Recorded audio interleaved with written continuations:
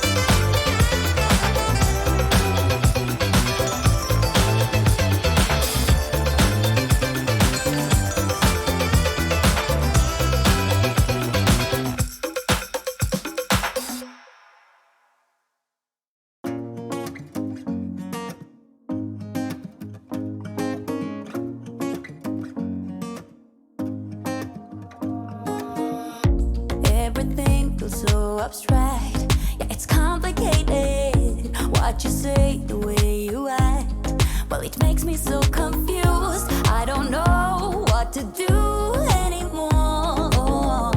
Can't you just make up your mind? My heart drops when you play around. How can you be up when I'm down? Don't wanna think about it right now. Maybe you just wanna be friends, but there is a fight when we are talking. Maybe you just wanna pretend, but I can read between the lines. Even if I can't deny that all the things you said are hurting, still wanna be with you. I think you want it too. 'Cause baby, I don't wanna be. Baby, I don't wanna be. No, baby, I don't wanna be. Baby, I don't wanna be.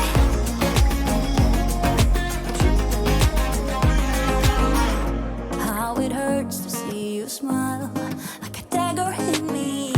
She just seems so juvenile. I just want it to be me. I wanna set your world on fire. Oh, you're so sure I'll stick around. Oh, my heart drops when you play around.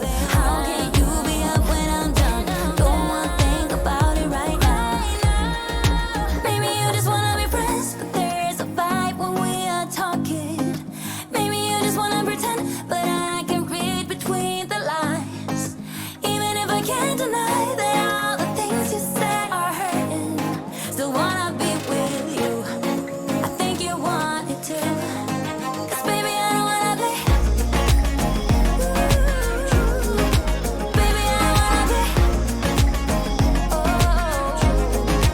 even if I can't deny that all the things you said are hurting, still wanna be with you. I think you want it too. 'Cause baby, I don't wanna be. No, baby, I don't wanna be. No, baby, I don't wanna be. Baby, I don't wanna be.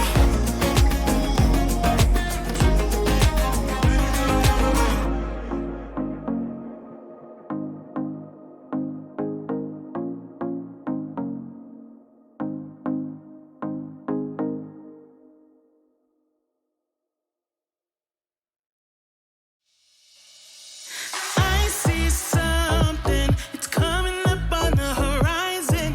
Oh, let me clear my head and get rid of the distractions. Oh,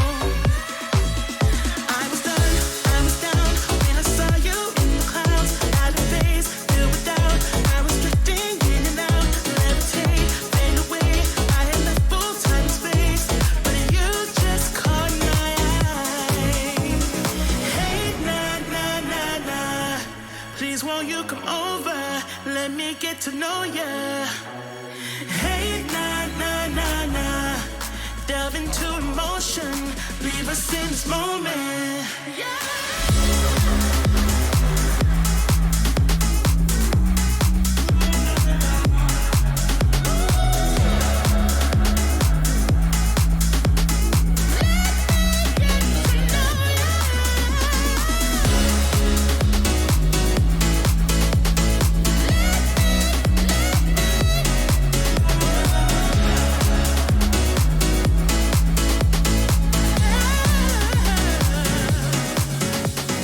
Let your mind be free. Stop holding back, 'cause you can fight it. Oh, I don't know your name, but something in me has ignited. Oh,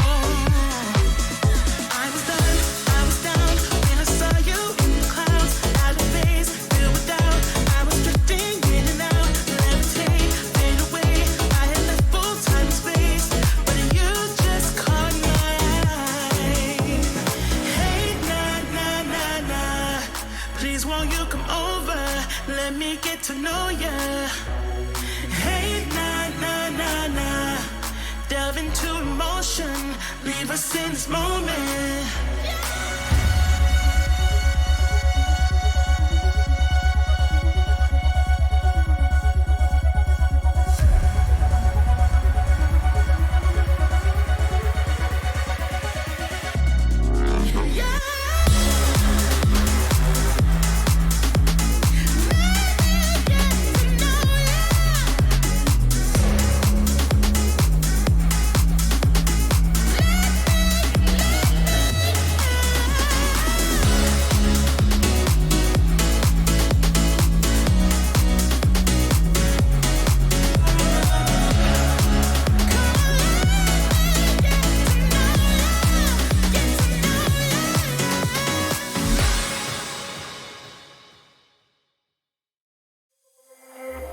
You look at me like I'm crazy. When I shut my feelings out, you look at me like I'm different. Still you stay cause you feel something real. Get so lost in my moments. Doesn't mean I don't need you. I fell in love with your colors. They kinda tell me what I'm thinking. I fell in love with the way we are and the way we lose it. There's something different about us, and the reason why we stay. We fly around like paper planes. They never know where we will fall. Nobody can see us, still they wanna tear us apart. There's something different about the way we are.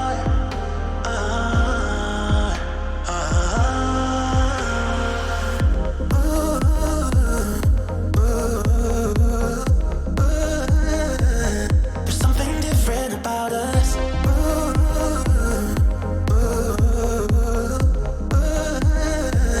There's something different about us.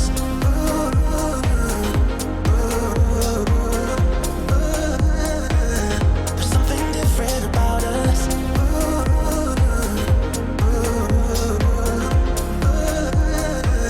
There's something different about us.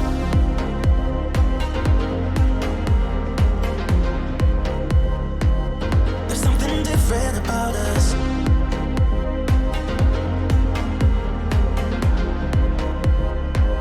There's something different about us. We're pouring cup after cup after cup. Yeah, it's just the way we do it. Anything just to block out the real life, real life. Yeah, we're loving the way they think we're so messed up. Even if what we're doing is bad, there's so many emotions. Sharing stories that we never had, yeah, none is real. I think we're searching for reasons not to be like them. We fly around like paper planes. They never know where we will fall. Nobody can see us, still they wanna tear us apart. There's something different about the way we are.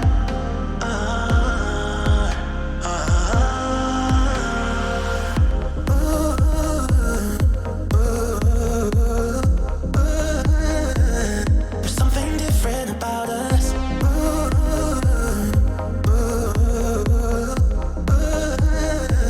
There's something different about us.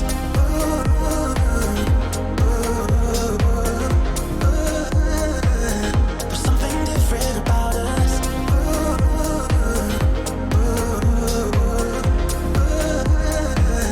There's something different about us. There's something different about the way we are.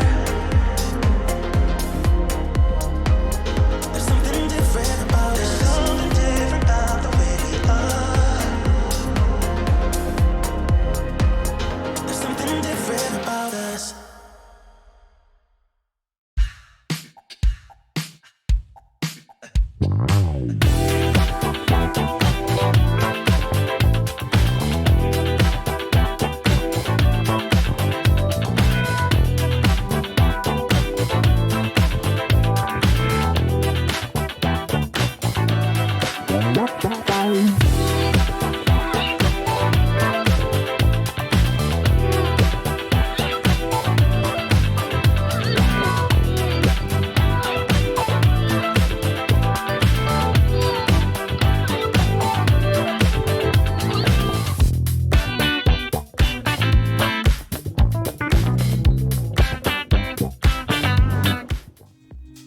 What's up, gamers? It is our second day of the third qualifier of Rift Masters here. My name is Marco Rafa Alexander Arambide.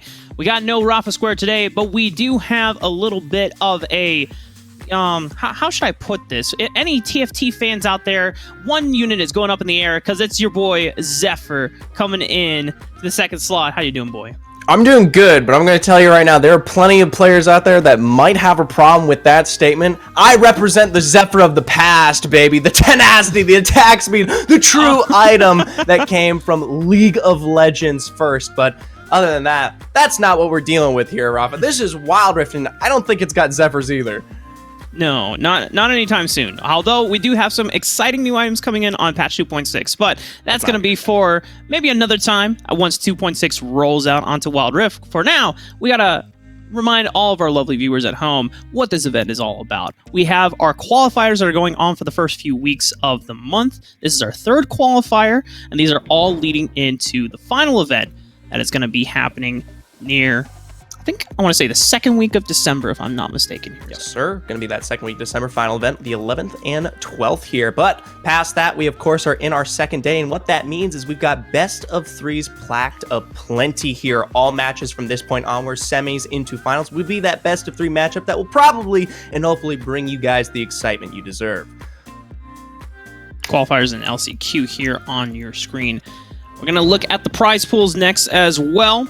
$30,000 total for that final slot, whoever team can get to the final championship round.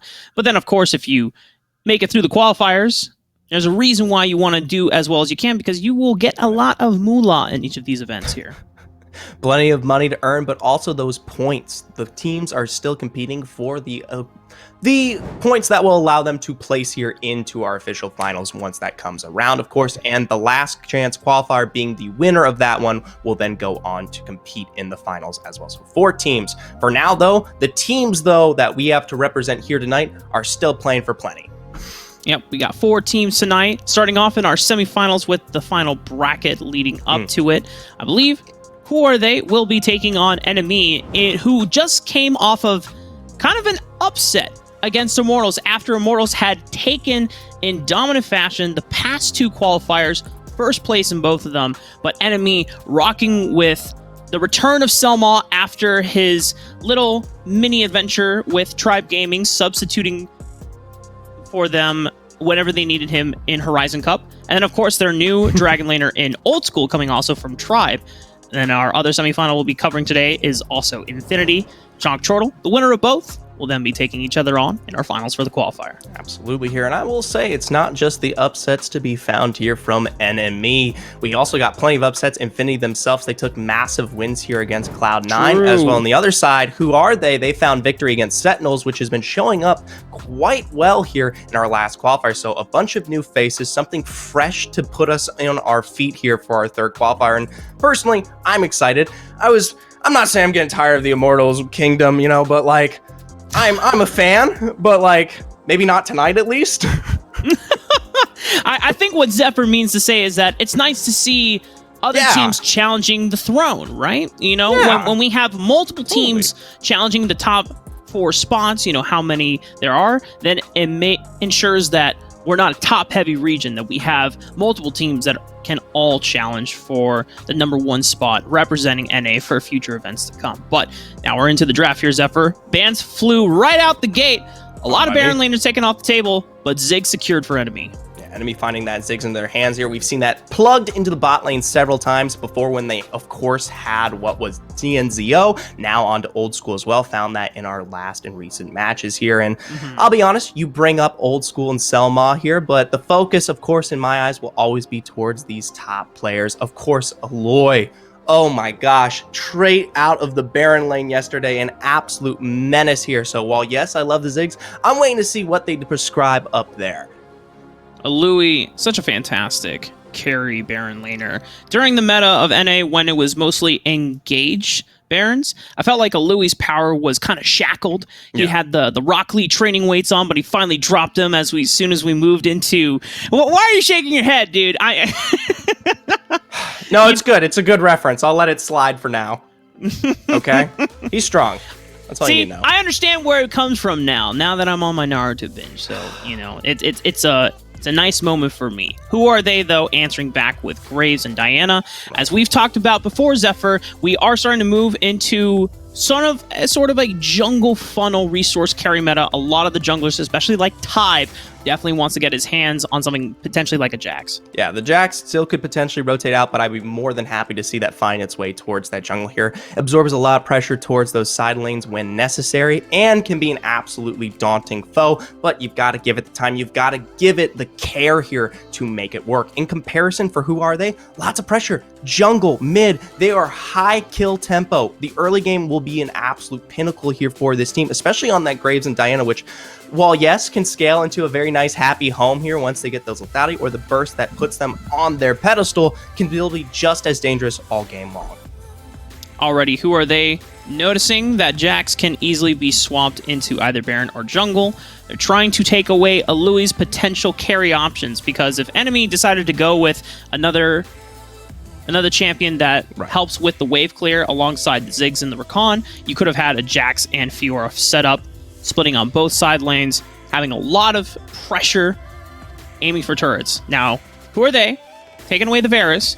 So they're trying to take away other safe options in that Dragon lane for the potential case of Ziggs going mid lane instead. Haven't quite seen Truth pull that one out of his box yet, but it's definitely still up there in potential. I mean, straight up the carry will always be good, but yeah. Garen pulling out here for who are they? I cannot begin to describe where this might be falling. I think it's support. Is it support? So We've seen it. We have. Dakun Gaming support emo pulled out Garen support. And the funny thing about this champion is that you feel like it shouldn't do anything in lane. It's a giant meatball, giant stat stick. If it gets out of lane, just a frontliner, and then he picks up waves, and then you suddenly just can't deal with him. He just kind of walks through a lot of frontliners, and he can zone off the backline by himself. I don't know who are they going to be able to pull off, because Dakun Gaming is a whole other beast. Yeah. You know? I mean, the struggle here is that I don't think that lane works out from as well as he might hope to work with, because I'll tell you right now, Old School, while they're not particularly carry here for this squad, can hold that lane in such an efficient manner. And the fact is that Garen won't really find the necessary tools to actually, push out something like the Ziggs here. And even if he wants to go find his way into some of these other lanes, they all play so remarkably safe that you probably won't get much of a tail's end on any of them. The limited amount of gauge options here for who are they is what I'm looking at as well, Zephyr. You have the Moonfall from Diana.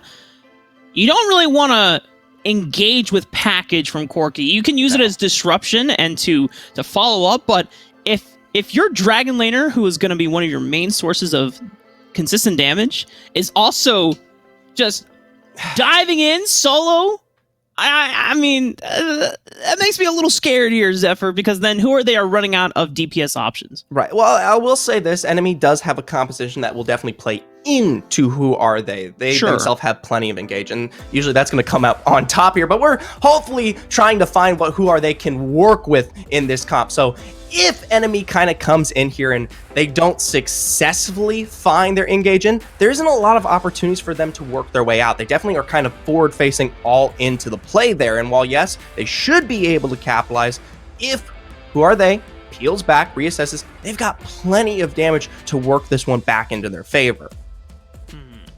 I do like what enemy are rocking with, though.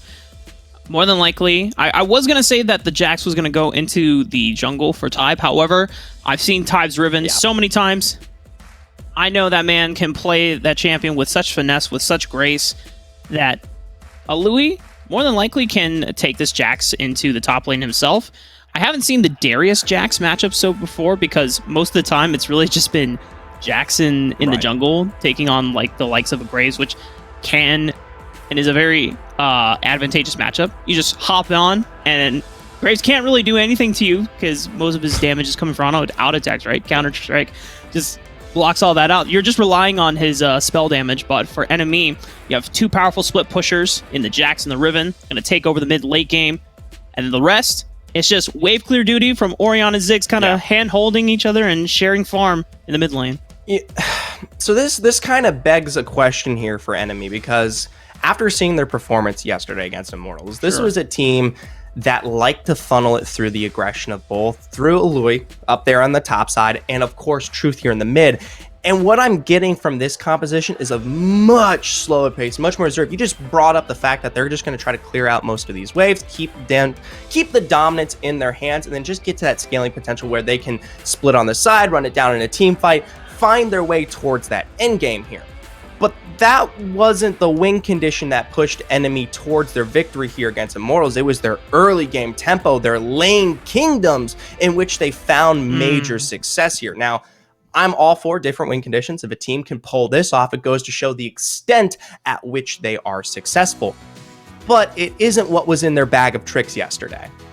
Yeah, enemy definitely played a far more aggressive game against Immortals, allowing them to take them down. Also, the majority of the top side of the map, the 2v2s between Tybe and Louis were absolutely disgusting. They really just snowballed a lead so far out of control that even the other side of the map from Immortals, some of the laning phase was like going even slightly in Immortals' favor, but I mean it wasn't enough to equalize the cataclysmic disaster that was happening on the other side of the map. Right, because once Louis was ahead, then there was this problem where, at least if we're going to talk about Immortals real quick, they definitely have success in finding a little bit more of a balance through weak side on Iraqi Zora. But once Louis was to the pacing that he kind of found, there was no one who could truly match his presence on the map here. And that's something that I'd like to hopefully see in this game once that Jax potentially scales up, or if we potentially see rotation from Tybe on this Riven. There's not to say that they can't still find those dives and find the potential in this early game just as much, even though I will warrant that the damage aggression may not be as accelerated. Right, and I think it's for the side of who are they, it's imperative for them that they show up to objectives first, because as we talked about before, there are a number of engage options aren't that great. It's pretty limited, and if you are able to manage like a 5-man moonfall or a multi-man moonfall, great. Right. That's awesome, right? But you have two marksmen who want to be playing back and want to be able to kite. And so in order to force enemy to actually want to fight you, you have to be at the place of happening first, right? If enemy wants to go to the Rift Herald, well, you got to get there first so that they will walk into you, so that you play into their advantage. Otherwise, who are they are not going to have a great time, as they're already trying to fight for scuttle priority, as well as the good old, I want to invade into the jungle, get some eyes on Tybe.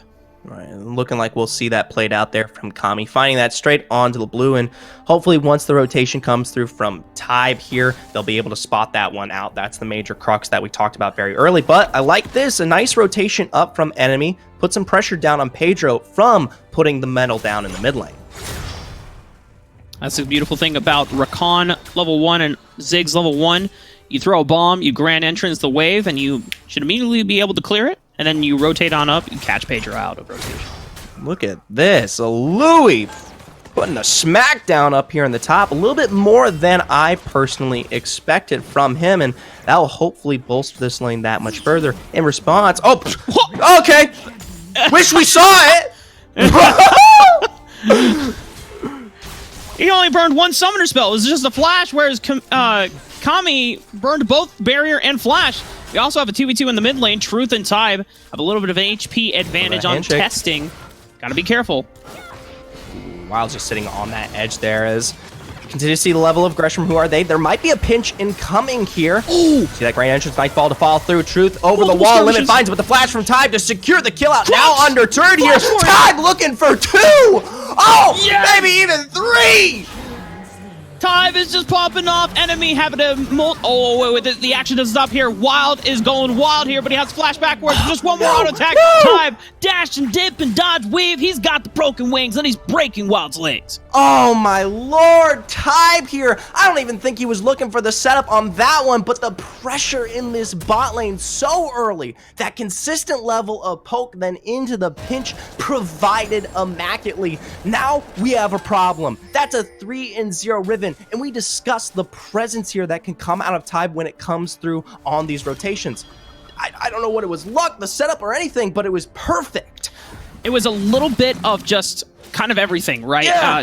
You already had Tybe at Truth. They had the advantageous priority from mid lane, being able to rotate down to the Scuttle Crab. Testing was obviously trying to call for Crux and Pedro to come on over and assist in the Scuttle Crab, but Selma and Old School had chunked out the wave. They chunked out Crux. They caught him off with a grand entrance. So then Pedro was caught between trying to help his jungler and trying to help the dragon laner. And so at that point, there's a breakdown in communication. And enemy are just like, hey, guys, look, they're fumbling the bag here. Let's just knock them down one by one. And I have seen this one play out many a times before. Tybe waiting here on that try. Counter-strike to find its way down. Stun as well. Keeping the damage pumping forward there with the broken blade. Tybe picking up one more here. Now limit testing. Maybe looking to find a return of his own, but not quite as graceful. Yeah, enemy knowing that they do not have the numbers advantage. Gonna back off gracefully here. What? I I told you my boy Tybe knew how to play the Riven. He's so clean with it. I've definitely had the privilege of playing with a Smurf. Oh, they're giving him the treatment. This is bullying. This is just straight up bullying at this point. What you got to do, man. Yeah, you know what? If it's for the win, it's for the win. But there you go. You blow the flash out as well. Zephyr, you know, I can tell you that as someone that has gotten the chance to play with Tybe's Smurf account on Wild Rift Ranked, this is what he does all the time, man. He just... Oh, in the Smurf accounts, of course. Yeah. There's a slight diss here that you're putting on the board for who are they. I hope you know man, it. he got 3 kills and 1 assist in the bottom lane. He has a black cleaver at 4 minutes into the game. He's already working on his death dance, dude. He is very accelerated, almost 2,000 gold ahead of limit testing right now. And limit testing fails to find more here. Time waiting on the sidelines to continue his rampage. Wild, he might just be next. In with the moonfall, under turret he goes. It's chunking, but not enough here. Now sitting on 2 here for Time. Oh, Zephyr. I know it's only 5,000 gold at just under 5 minutes, but you know what? I mean, it's not the 10,000 gold lead yet. You know, it's not the point of no return for who are they, but this is a very brutal opening game. And when we talked about what kind of the win conditions are for both of these teams, who are they are a composition that rely on a little bit of scaling, a little bit of time. They're starting to fall behind. And Enemy, they're getting ahead on one of their split pushers in Tybe. Louis is not quite as accelerated, but he has been unlocked. He has Trinity Force. He is halfway to the point of God State where between Trinity Force and Blade of the Ruin King, no other champion can outmatch him in the 1v1. At this point, though, it is just an awful problem to deal with here. We're not even sitting out of those major takes on any of the tier 1s here, so Tybe still has full rampage to work his way into any of these lanes and continue the influence. And the thing is, it's guaranteed. He works his through, finds it in with the Hex Tech belt. I mean, it is a confirmed kill in my eyes here, and it might just be bot lane next. It could be. Dragon is coming up in a bit. We have a fight coming up. Mega Infernal Bomb. The jump from Selma is going to catch 2, but it's a 4-man Moonfall from Wild. But do they have the damage to follow up? That is the question. No, because it's Tybe soaring through the air, ripping through the skies as he just gets a 2-man knockup. They dive Crux under tower. Cammy on the other side of the map getting dove as well. It's an ace across the entire Rift. Well, I don't know what to say at this point here, Rafa. 10-0-2, finding a successful team fight now for Enemy much earlier than we personally expected when it came to the draft, and now officially sitting at 10k up at 6 minutes. I don't see a light at the end of the tunnel for this one. Well, Zephyr, the light of the tunnel right now is Tybe. And I would like to talk to you about Tybe. Okay. You know what? In fact, we can induct you into the. Oh yes. Okay. Let me get the out Church my. of Tybe. Let me get out my Tybe Bibble here. Out in Sunday school once again. Please praise me here, Priest Rafa. Tybe 10-0-2, the man, the myth, the legend, the one who shall carry us and deliver us from all those that are evildoers and those who stay too long in the barren pit, like Cammy, as he does have to flash away from the impending dangers of Enemy's Baron Laner and Jungler. Don't giggle. I know it might be funny, but just say amen there when it's a good play, okay? That's Amen. the faith that we have coming out of Enemy here. Package up, knockup found, another kill for Tybe. Maybe make it 3, potentially keeps it going under turret to pick up Pedro as well. And why not Wild? Rotate back there, buddy. The shockwave's completely in play. It's a good package to potentially burn, but the Crux burns that much faster here. 3 members down and no control over the map. Louis opening this one up. Why? Yeah, everyone's fighting Enemy in the mid lane. Who are they? Committed their whole 5-man squad. Meanwhile, Louis is just vibing. He's having a good time in the top lane, just taking down turrets.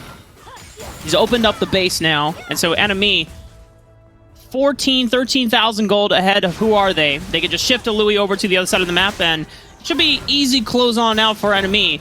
And at this point, Zephyr, if you are who are they, you're thinking about next game. You're thinking about, okay, what do we have to take away from Enemy as more destruction happening in the mid lane? At this point, I mean, it goes back to basics here, okay? It is a simple don't feed. don't int. Don't give away 5 kills within the first 3 minutes of the game, and maybe, maybe you'll get the chance to actually play here, because I can't offer a better solution than just that simple, okay? You have a composition, and you don't even get to play with it. So, if we revisit, we talked about Who Are They is a composition that comes online after, 1, 2 items. And so they definitely wanted to wait for that point. And if they feel like that they're not going to be winning a skirmish, or they lost a wave priority in either the mid lane or the dragon lane, then as the jungler, you have to be willing to secede it, right? You can't take the fight. You're going to be at a numbers disadvantage, and then just the way it happened to flip out Tybe benefits greatly off of snowballing super far ahead, and now we're at this state. Right. I mean, there's no return at this point here. It's just simple. In this regard, especially Louis and Tybe can take any 1v1 they want here. Already found the top clear. Now going to keep the gun going here. Now in our dragon lane, Pedro being forced back. Crux the full response from 3, and you just have to walk this one forward. Hey, Surrender Boat even came through.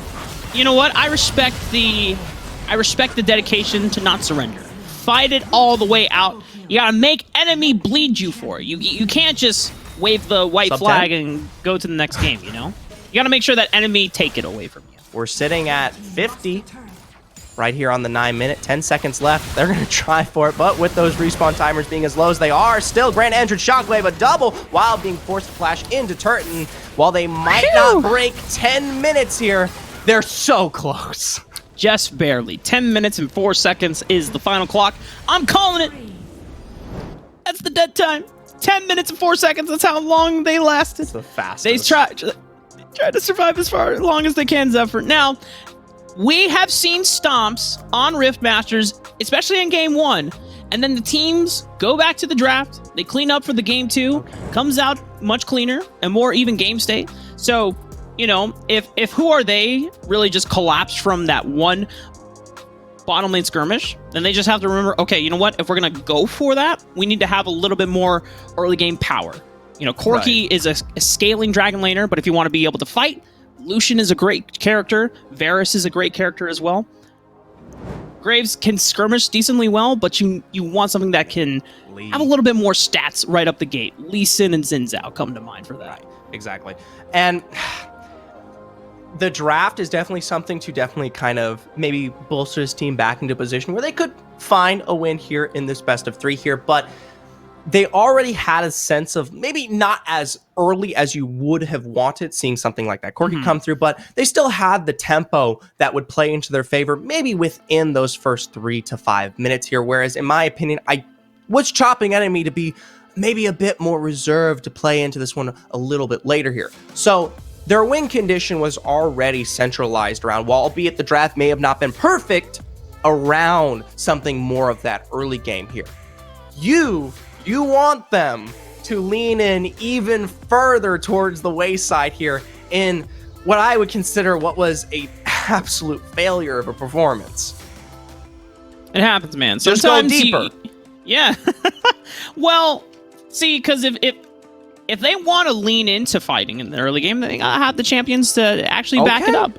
Yeah, that's what I'm saying. Now, if they want to run back the same draft, they got to be conscientious about where everyone is on the map. They have to be aware of the relative positioning, so that because timing and it's just where everyone is at the right place at the right time is so important in those early game skirmishes, because you could be calling for something, everyone could be on the same page, but not everyone is in the right place to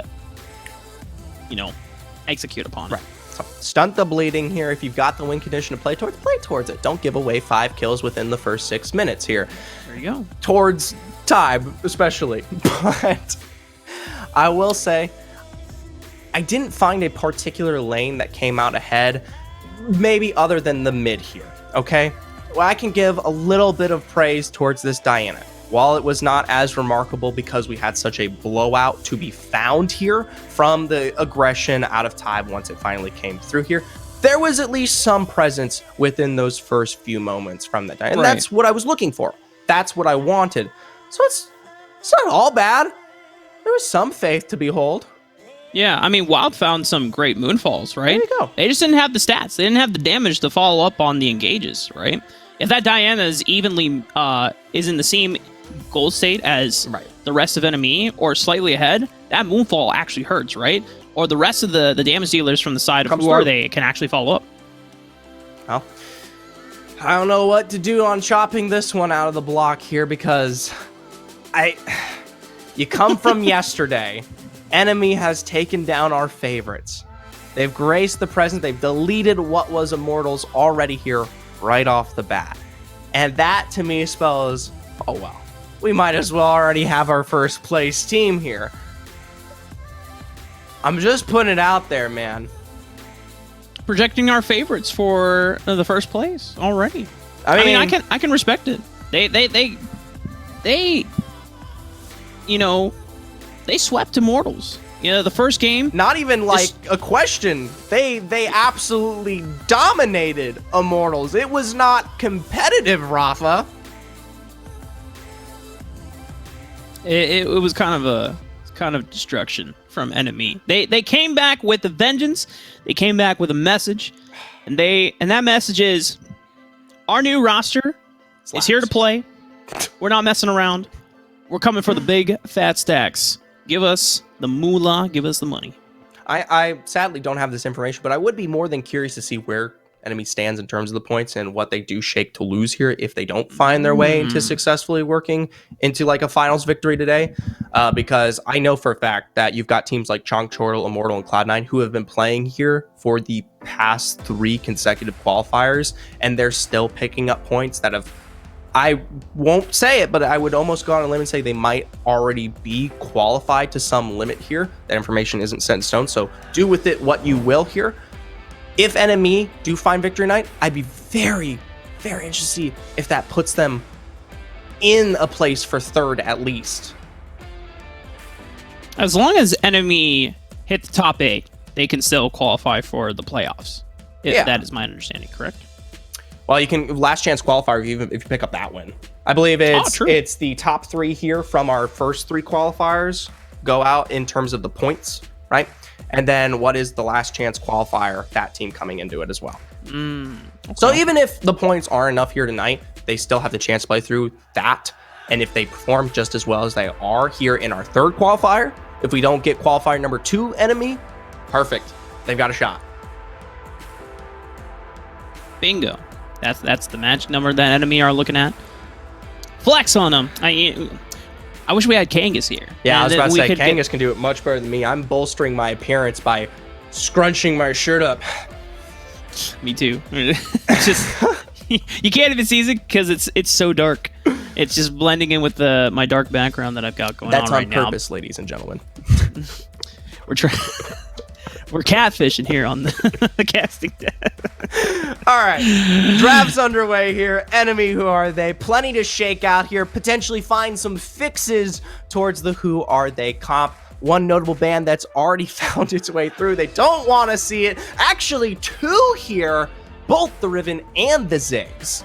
Yeah, I mean, they recognize that old school being able to play Ziggs gives him not necessarily always a free pass, but pretty much a very safe laning phase and the ability to just always get lane priority, right? You just clear the wave instantaneously with your full spell rotation. But this does leave up Camille, and Alui was kind of a beast on Camille as well, and also Type, known as, or kind of projects himself as best Camille NA, even one of the few junglers that still plays her despite the nerfs. And the thing is, you can have just as aggressive of a dive to pair through with Type now. He might not have the Riven, but there's still plenty of super great options. We talk about early game prods through Lee Sin and Xin Xiao, that's still now up on the board, but he's also pulled out things like the Wukong here in the past, which I would be more than happy to see play into a composition like this. Granted, it's one champ right now. Nami is going to be the immediate answer, though, from Who Are They? Gives you a little bit of power during the laning phase. If you're trying to answer back into Old School and Selma, trying to gain control by looking for poke, they're also taking away Truth's Orianna. Okay, well, I'm okay with the pick here from What Is Who Are They, it seems like they've decided to slow things down to a little bit of a molasses here. So not leaning into the level of aggression, but hopefully the comp also reflects that as well here. Now, Yo! Oh, never mind. We got debated. I love how we were both excited, and then you guys couldn't hear it, but our producer's like, "Oops, ignore." It's just that isn't it, y'all. I'm sorry. It popped up, and I was ready for the ultimate debate moment. Oh, all right, no. All right. The Jays may have piqued our excitement, but you guys should still be just as excited for, say, something like Selma's Thresh or the Diana coming out here for Truth. These were two picks that we had the pleasure here of seeing yesterday, and this is more attuned to what we're used to here out of Enemy. Lots more aggression, a bit more in your face here, maybe even something we would have hopefully seen of Who Are They last game.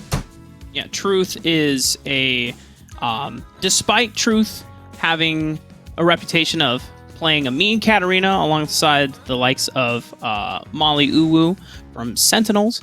The other thing is that Truth plays a lot of standard mages, and Diana's kind of like the best of both worlds, right? Because she gives utility and engage power, but she's also an assassin.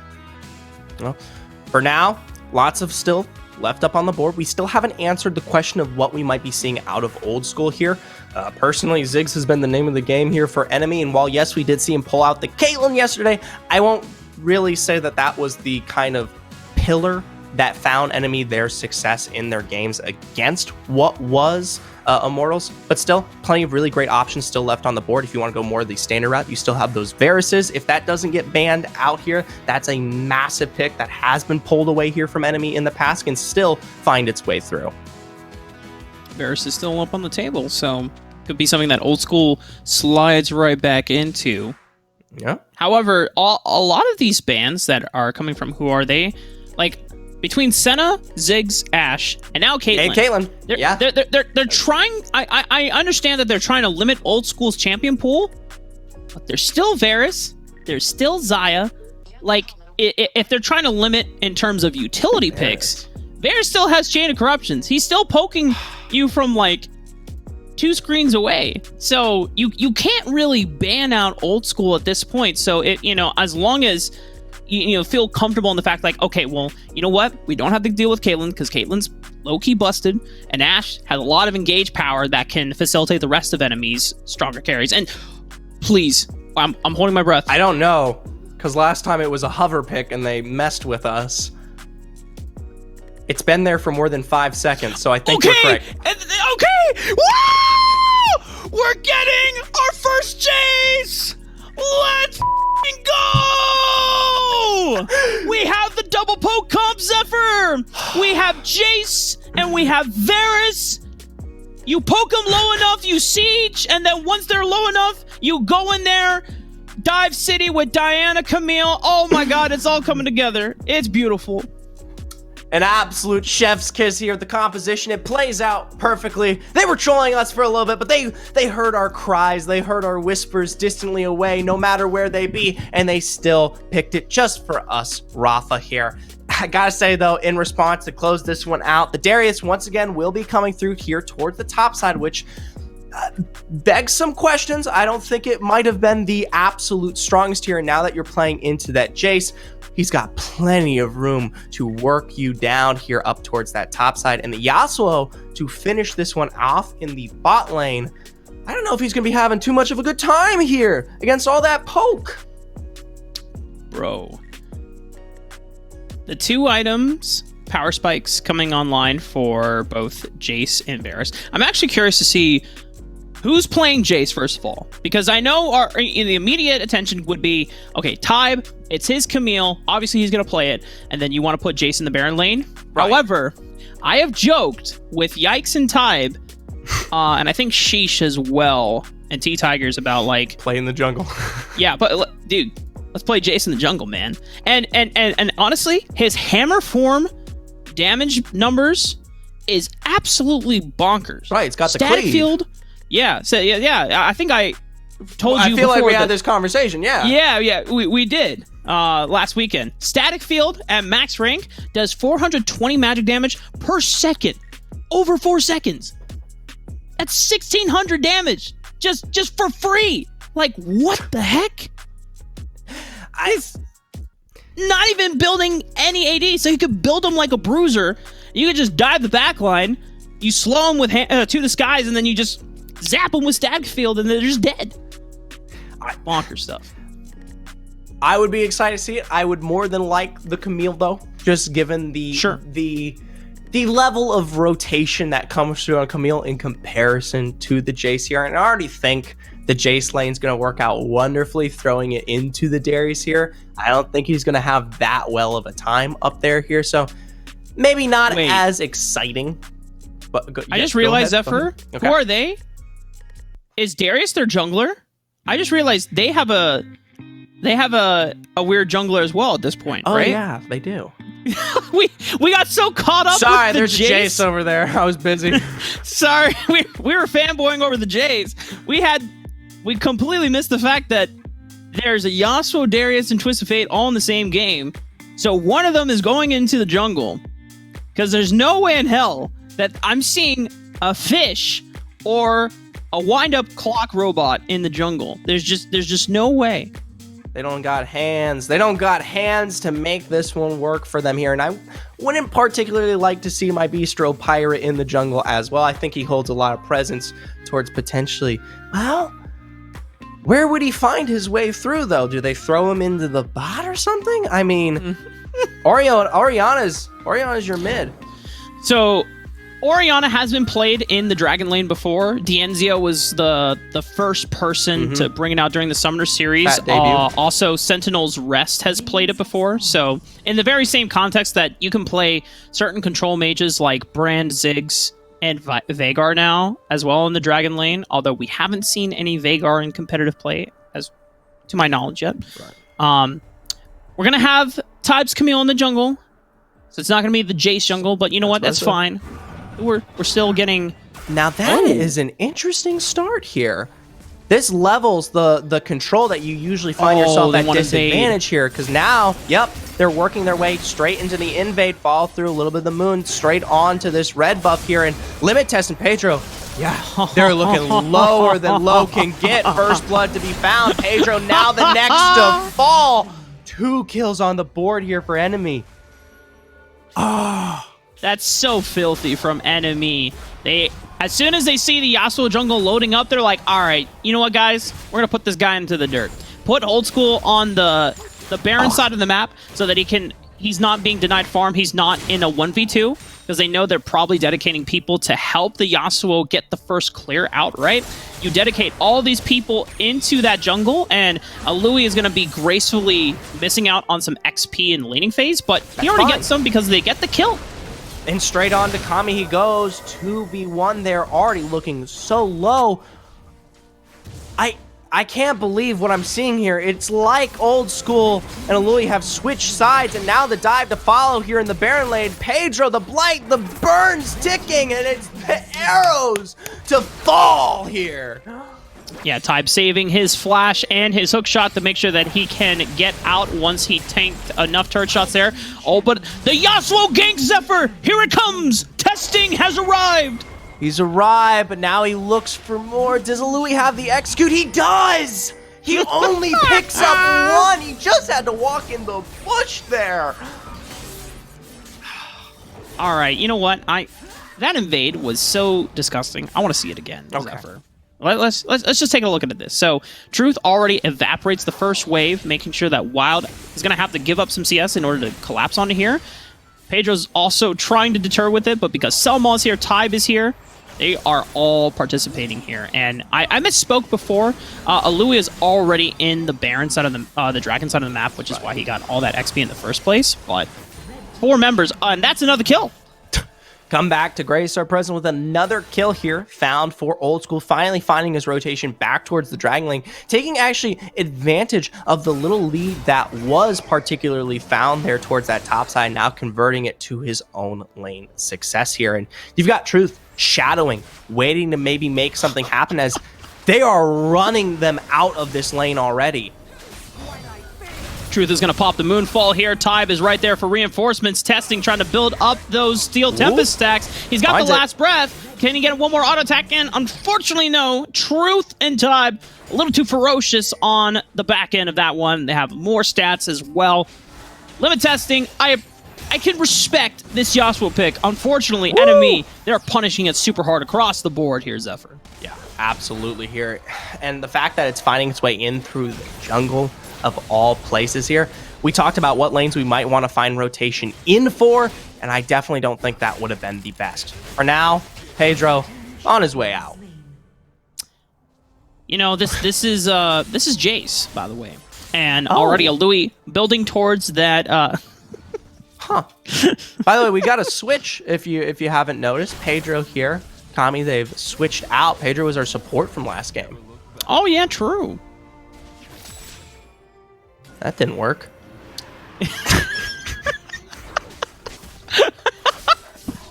You know, I wasn't gonna say anything. I had immediate first thought and a reaction to it. I was like, you know what, I'll be nice, and then you did it anyway. So thank you for being the mean one on that one. I'll take the fall later on. When these players knock on my DMs, I'll be the one to go first.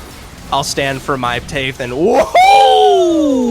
A beautiful triple Moonfall in for Truth, and now the follow-up team in there with the Hextech ultimatum. The heal! Crux has found his way under turret, but with Rift crashing in here and all 4 members looking forward, they're going to find this one. But not what we expected. It's Strand Akame back into the play. Tidal Wave's Fish down, but on the not menu. enough to put the kill in their pocket. And oh! Piercing arrow with the snipe! Old school American sniper, baby. He's got the practice. He's got the shooting range under his belt after his time in Singapore. Horizon Cup does change a man, and it makes you look into the eyes of fearsome opponents, and then you learn how to not be afraid of anything else here in North America, as Selma is going to give himself a little bit of gold. Limit testing, you know, doing as his name implies. Trying to limit test in that 1v4. Gotta say, this is a bit of a sorry state. It's even worse than game 1, Rafa. Sitting at 5 minutes, already found our way. Already found our way here on towards that 10k gold lead. And this time around, I will say, yeah, you didn't feed as hard towards your top side, but the rest of the map got equally as fed across the board here. Yeah, enemy are just... We thought they couldn't dominate as hard as they did in game 1, and that maybe Who Are They would be able to bounce back.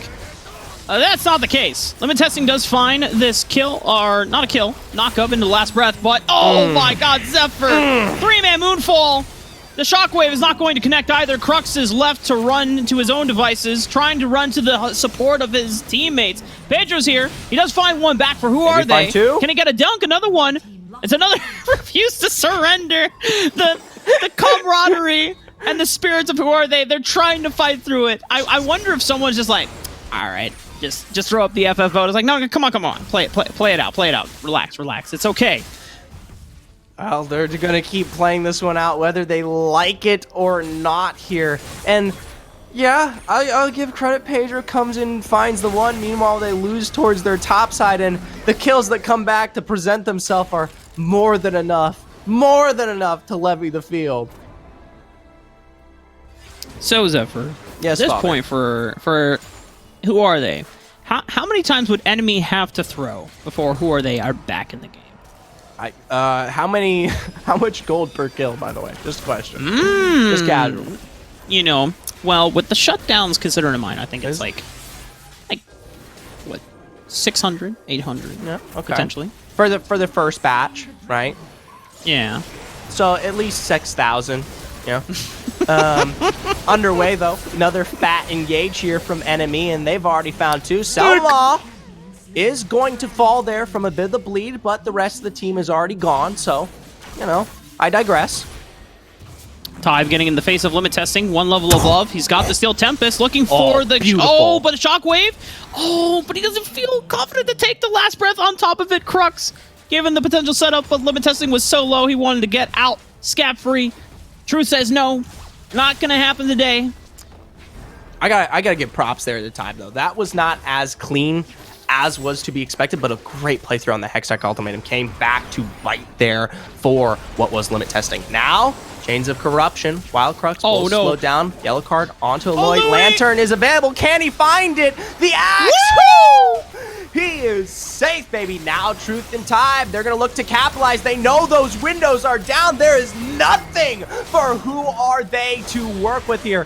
One to be found. A nice double knock up through the tornado there. Time looking pretty low. Hextech to run away. A little bit of the hook shot. Straight under turn and not even. But it's the flash wall. He's already healed up. He's already healed up. It doesn't matter. Truth. You disrespectful dog! Why would you do that to limit testing? Come on, man. You don't have to BM so hard. The two-man move on top of it. Shockwave from Crux, but the damage from Truth. He knows he's outstatting them. He knows he's got more damage than anyone on Who Are They. The way that he just stood in the Raptor pit and let limit testing flail about, just hopelessly trying to dash around the Raptor camps like, please, please, just let me go. And Truth is like, yeah. Yeah, all right. All right, Rafa, 1 minute on the board here to break their record from game one. Enemy, they've got to put the pedal to the metal if they want to find an even quicker win. You know what, Zephyr? I love when I get to see Carnage once again. And this is what we're going to get. Replay coming in hot. Yeah, finding their way through here. I love this. Before this, like I said, all those major windows, the major stuns, CC, everything's already down and out here. And we talked about this in draft. Tybe here, the rotation in with Truth as well. That's when you finally get to enact your vengeance upon this comp. And while it was supposed to be not as aggressive as we discussed in our draft here, it looks that much more disgusting when it plays out this way. Yeah, even during the replay off screen, Pedro gets called out, unfortunately, to enemy. And, He tilted. You know what? It's understandable. I get it, man. It's a tough game. This is hard. This is very tough. You know, in that last scene that we saw, as we see Tybe diving under the tower, Hextech Ultimatum on the Wild, gold card through. They're just gonna let the Rift Herald walk up and do its thing real quick. This is. Okay, wait a minute. Wait a minute. Who are they? Nice pick. It's a nice pick to play off the mistakes of those Chains of Corruption. Good shockwave found by Crux, but it is going to be at the expense of more damage found. Not only there, but now Truth finally pushing forward here. Picks up one into Crux, now looking for Pedro straight onto the Honey Fruit. The Axe going to heal this one up into the Noxian Guillotine, and no! He shut him down! He's unable to find the kill here. Fall through from Aloy, though. That'll be enough to seal the deal. You know, it's one of those moments where it's like, there's hope, there's a chance, and then the rest of the family shows up from enemy, and it's like, oh, were you talking to my son like that? I'll kill you. Come here. Don't talk to me and my son again. Well, whether they're mafiosos or mafia bosses here, enemy, for some reason, are not ending the game. They are. I know they're low, but I don't think the timers were that much or more enough to prevent this one out. So, you know, technically, this is an improvement from Who Are They? True. We've lasted longer this time around. Yeah, we are almost at the 12-minute mark. They are beating their record. But at this point, anytime that Who Are They show up on screen, an enemy have them in their sights, it's almost like the National Geographic Channel where the pack of hyenas see the bunch of wildebeests out in the savannah. And they're just like, oh yeah, you know, we're gonna graze here, we're gonna farm, we're gonna do our thing, and then enemy just see them, it's like instantaneously scavenge, pick them apart, everyone's running, screaming, running for their lives. The Wild Truth here, stalking his prey in the bushes. Finds his way through the back, may not be able to connect the way he wants, but a nice Hextech gives him the speed necessary to enact his final kill upon his prey. It's three dead here in the jungle. And you see the baby wildebeest all alone by himself, trying to cling to the protection of their mother. Tries to flail about, but the pack of hyenas circle around and they lunge for the dead carcass. They're not trolling, they just don't have wave. Yeah, that nexus hurts. It hurts. Like they can't. Just all want to make five that clear take for it. everyone. Yeah. I don't want any BM. I know they've been slightly BMing, but they're not going to BM that hard. They are Okay. trying to end the game. Well. In an insanely, disgustingly Insane. dominant fashion, enemies sweep through Who Are They and move on to the finals. I gotta say, I mean, we're coming off hot here of Enemy's win against Immortals from last night. So we already knew that they were going to play here tonight, okay? But that doesn't shake through the fact that we saw some dominant losses here. Sentinels fell at the hands of, say, Who Are They coming out of yesterday just as much here. And while, yes, I was biased, gonna give credit totally here to Enemy, this was way more of a blowout than I don't think just anyone was expecting. I mean, Not us. yeah, yeah. I mean, I knew Enemy were looking good, but because we didn't have any tape on Who Are They quite yet, we didn't know what to expect about the roster. But they got to semifinals, so it's like, well, it should be competitive, right? And Enemy was like, no. Your road ends here. We're going to the finals. Well, either way, it's an absolute blast of a game to behold. Plenty of entertainment, hopefully, as we partook in what was an excellent fiesta. But up next, Infinity versus Chonk Chortle. Hopefully some names you've heard here on Rift Masters once again in the past. And hopefully maybe a more decisive game to behold. As for us here on Desk, we're going to be going towards our first break. So stick around and stay tuned for that action. You'll be up when I'm done. Don't wanna think about it right now. Maybe you just wanna be friends, but there is a vibe when we are talking. Maybe you just wanna pretend, but I can read between the lines. Even if I can't deny that all the things you said are hurting, still wanna be with you. I think you want it too. 'Cause baby, I don't wanna play. Baby, I wanna play. Oh, even if I can't deny that all the things you said are hurting, still wanna be with you. I think you want it too. 'Cause baby, I don't wanna play. No, baby, I don't wanna play. No, baby, I don't wanna play. Baby, I don't wanna play.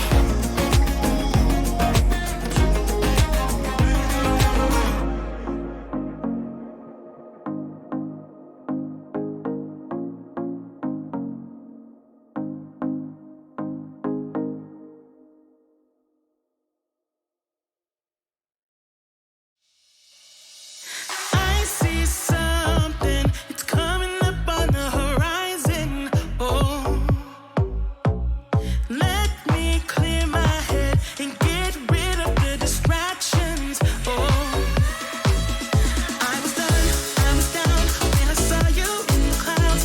Out of phase, filled with doubt. I was drifting in and out, levitate, fade away. I had left full time and space, but you just caught my eye. Hey, nah, please won't you come over?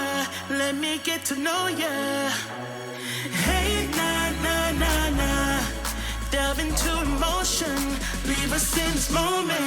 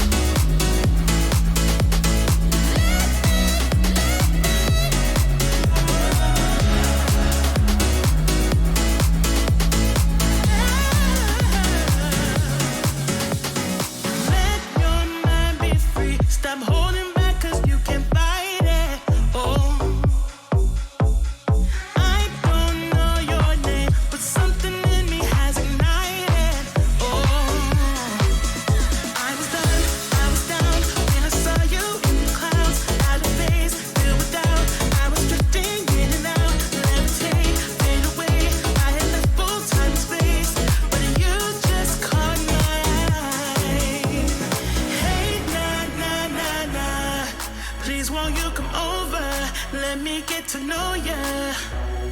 Hey, nah, nah, nah, nah.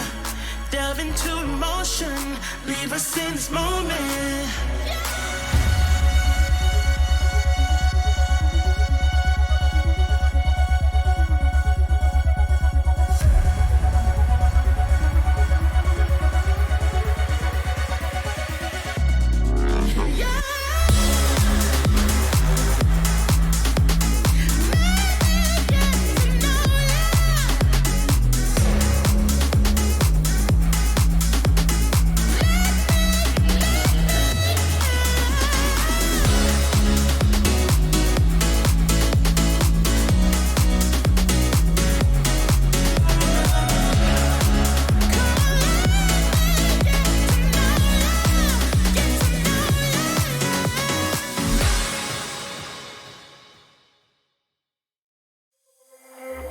You look at me like I'm crazy when I shut my feelings down. You look at me like I'm different. Still you stay cause you feel something real. Get so lost in my moments.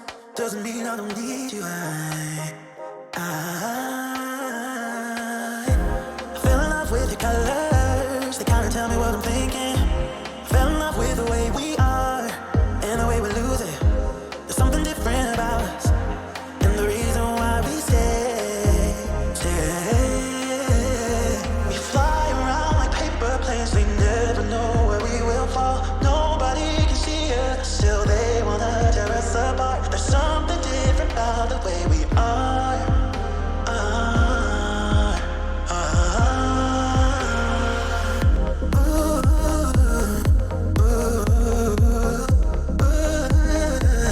There's something different about us.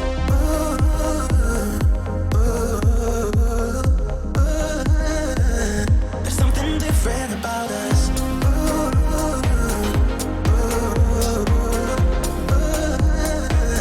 There's something different.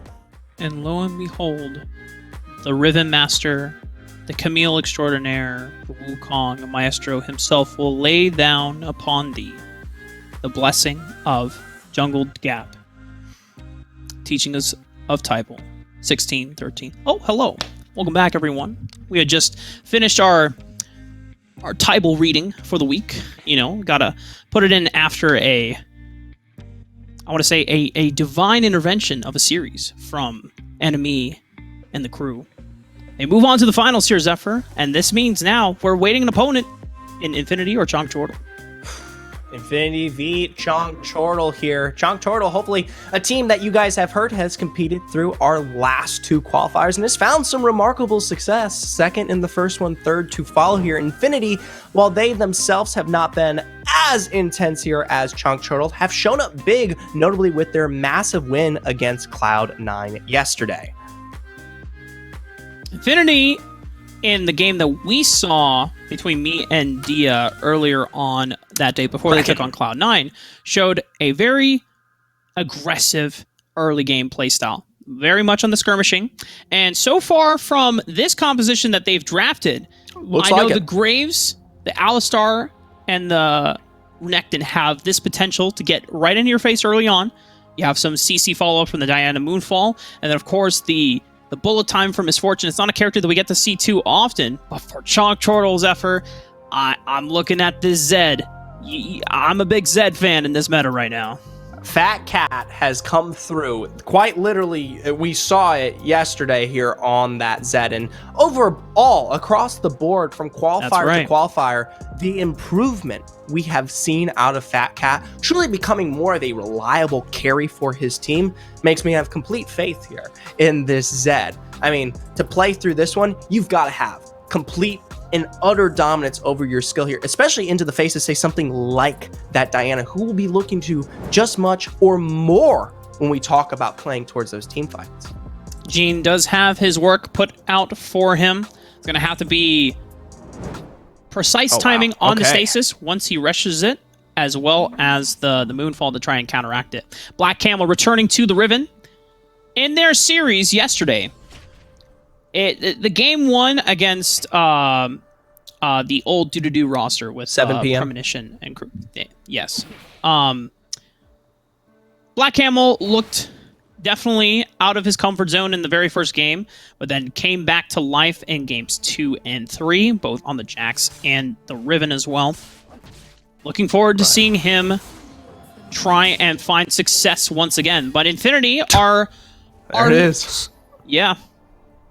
I think we have to point out, Zephyr, Infinity is our last Latin American representative here in today's qualifier, or this week's qualifier. It's been actually quite nice. We always usually get, I believe, one coming into each qualifier, at least one LATAM team that has come and shown performance. Notably, it's usually been Naguara, but now Infinity taking the mantle up here. Either way, got to represent at some point, maybe find the success that they need to make their way onto finals. But I'll tell you what, Chonk Chortle is no slow one here. Now, there is some proxy. There's some proxy humor available. Technically, Chonk Chortle in last qualifier lost to Cloud9 in their pursuit towards finals. And Infinity beat Cloud9. So for using that transitive property, baby, I mean, the victory may already be spelled out here. Yeah. You base it on precedence, right? I mean, if X beats A, and we already know that B beat X, and it's just... Those are letters. That's up. You know, I'm going for different variables here. Okay, so giving a little spooky wookie treatment to Luan in the Baron lane. They might look to dive it here, but Black Camel's here on the Dragon side of the map. Wow, look at this. Extended poke available. Potentially Fat Cat was also on that rotation here, and we didn't really get the opportunity to discuss it given how fast we moved through the intro of this game here, but notably you got to look towards ESO and Black Camel for the entirety of this game, especially towards its early. These are the two defining stars that have enabled both Infinity and Chonk Chortle in the entirety of their last games or so. So now, ESO may be the first one towards the take straight into Luan, but that hook shot is good. Dude, he just zipped on out of there like a smooth criminal, man. Blue suede shoes and everything. Just kind of shimmied on his way on over. Hit him with the Shimon. And Luan's out of there. We got another dive working here as Chonk Chortle just trying to pelt away at this Dragon Lane turret. Not necessarily looking for the dive, but just trying to go for first brick. And once again, return towards the top side. This time, it's in response from Chonk Chortle. Gene, though, quick to find one there onto Luan. Maybe now two. Minions ticking down. They're both so low. Sadly, no one's going to be able to come through and follow this one up, but that's a risky... Oh! Oh, it's got to feel bad, Rafa. It's got to feel bad. That's pretty unfortunate for Jean there. He was able to answer back in the 1v2 against Luan and Fat Cat, picking up the Baron later. However, that's not how you want to end the play. No, so finds his way down. Fat Cat graced with a nice bounty to behold there off of that kill, whether he wanted it or not in the face of that turret. So now Chonk Chortle one up in their own right here. Most notably, though, the biggest thing that did occur that we haven't really touched on yet is the level of dominant control here towards the bot side. You shaped it out to describe it as a dive here. There was no dive. They simply stood behind the turret and made sure that Infinity could never walk forward here. Now, maybe 1, 2, 3 autos away from the first tier 1 being knocked apart. Yeah, maybe not necessarily a dive, more of a, hey, we're evicting you from the premises for a little bit. We're doing some remodeling construction work, the one where the turret is no longer here, and reconstruction is complete. It's now open space. Now, this is something we saw of Infinity yesterday. If you remember back from the Kraken game, they have a notable presence when it comes to taking that first Rift Herald, and they actually will rotate the whole squad up to try to take this one because they love the pushing power and enabling team fights that it provides. And this fight might just do that. Nice knock-up. Good chains of corruption straight into the Monsoon, going to prevent most of that damage. Collateral damage, unable to do so. And now the follow-up from Fat Cat and Nori, picking up 3. Flash over the wall from Hunter. Exhausted is this Renekton, and into the Hextech ultimatum. He will be caught out as well. Nori for the chase, and one more arrow to do the job, and it is a triple to secure it. Chonk Chortle were able to save Hestia from certain death, and Infinity, they burned so much for it. The unfortunate thing was Hunter laid down a beautiful bullet time, and Wizard had the knock-up correctly. Unfortunately, a little bit awkward on the repositioning with the headbutt. It pushed Hestia out of the bullet time, gave her enough time to be able to flash away, use Monsoon, save herself, and the rest of Chonk Chortle, knowing that a majority of the cooldowns from Infinity were gone, Chonk Chortle were able to just brute force their way and clean up. An absolute decimation here from Chonk Chortle playing into that team fight, and notably, not just Fat Cat picking up those, because we give a lot of praise towards him, but Nori stepping up as well here on this Varus. Remember, this was the champ that led them towards their victory in their final game here yesterday, and now it will continue to do more straight into a very nice chains of corruption to find the one. Rift Herald was secured by Infinity, but they dedicated so many resources, so many numbers on the Baron side of the map. Meanwhile, Fat Cat's been vibing here in the Dragon Lane. He's just pushing. He's gaining gold. He's getting experience. He's getting chip damage onto the turret. About third way down already on the structure. Oh, no. Black Camel's waiting here.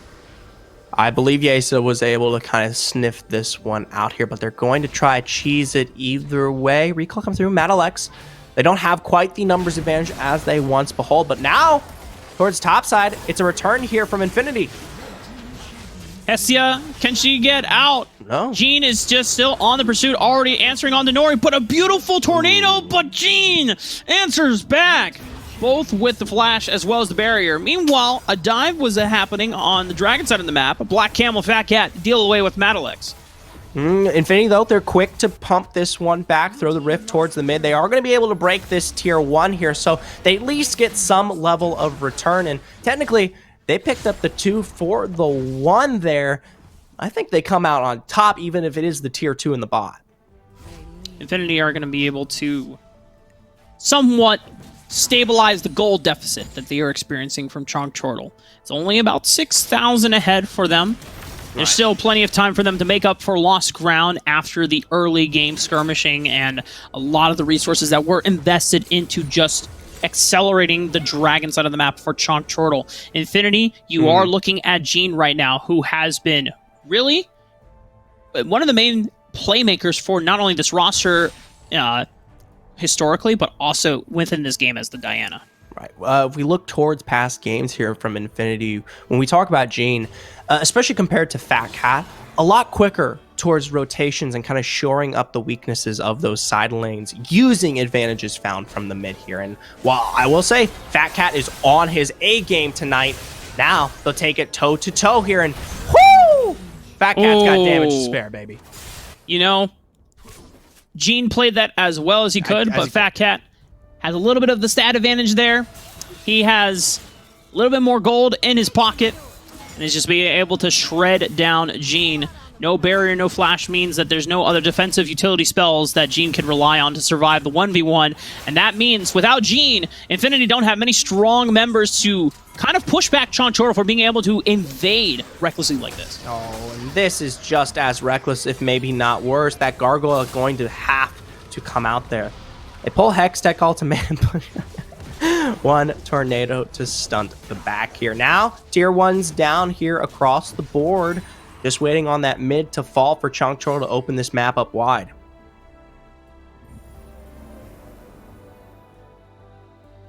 You know what, Zephyr? I wanted to take a little bit of pause there because I just wanted the whole audience to experience the sound of Wild Rift.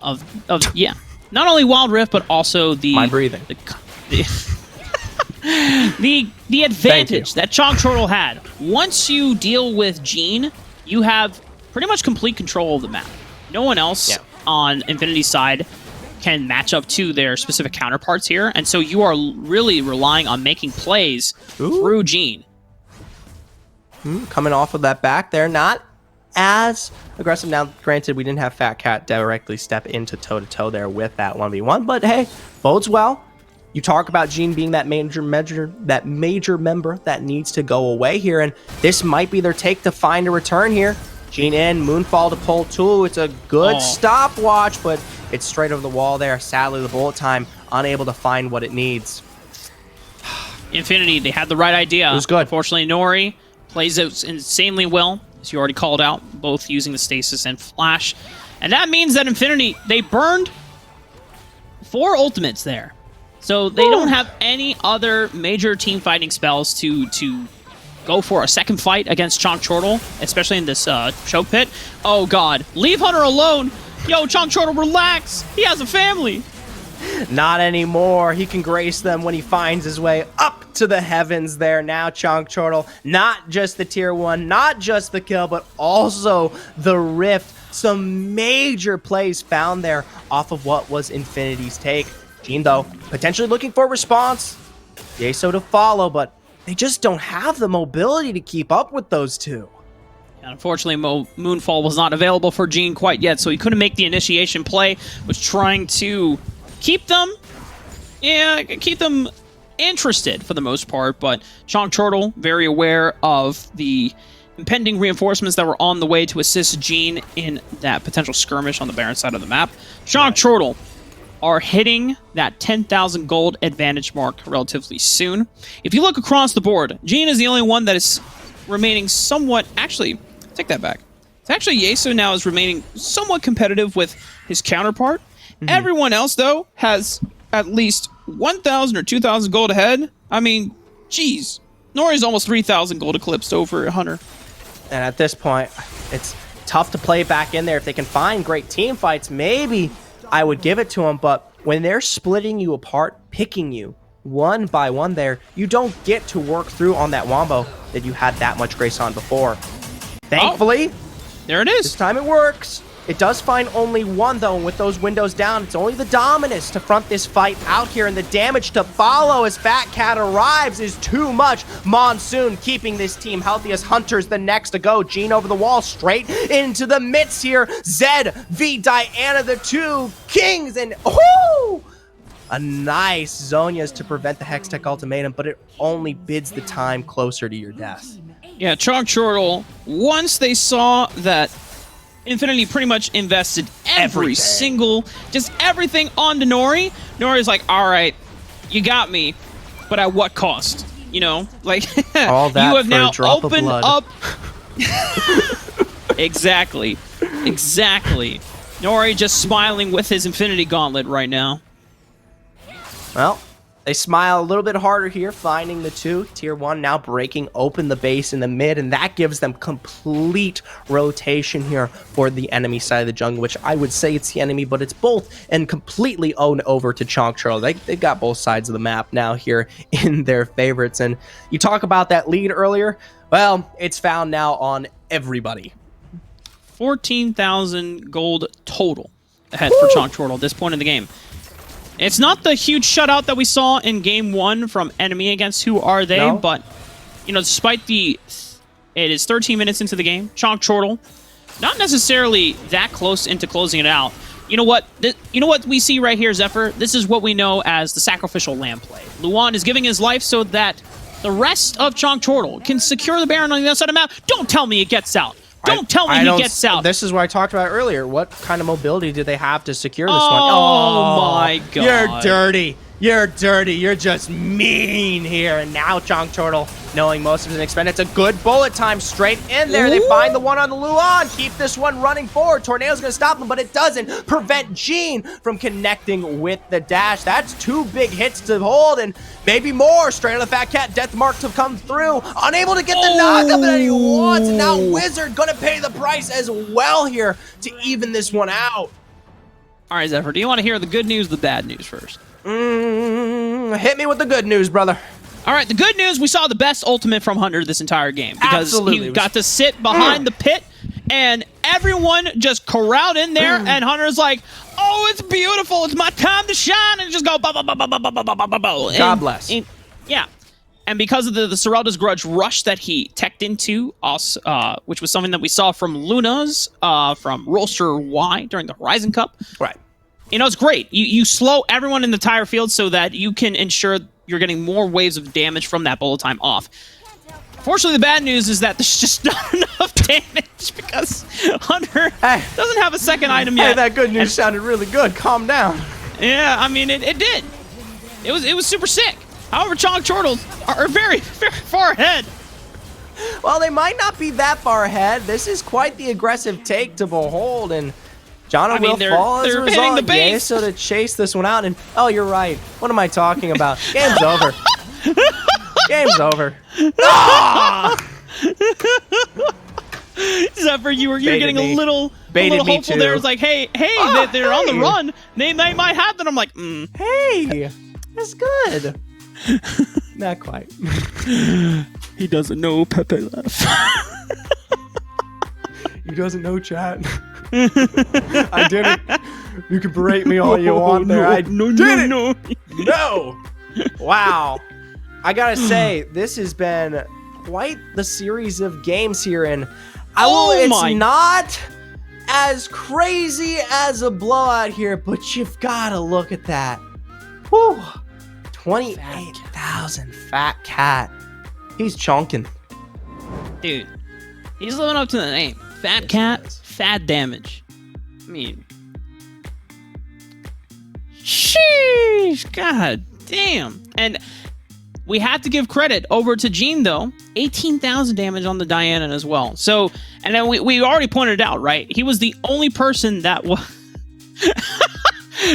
we got to pull down just to, you know, I'm what? listening. It's getting a little hot in I'm here. invested. Keep it up.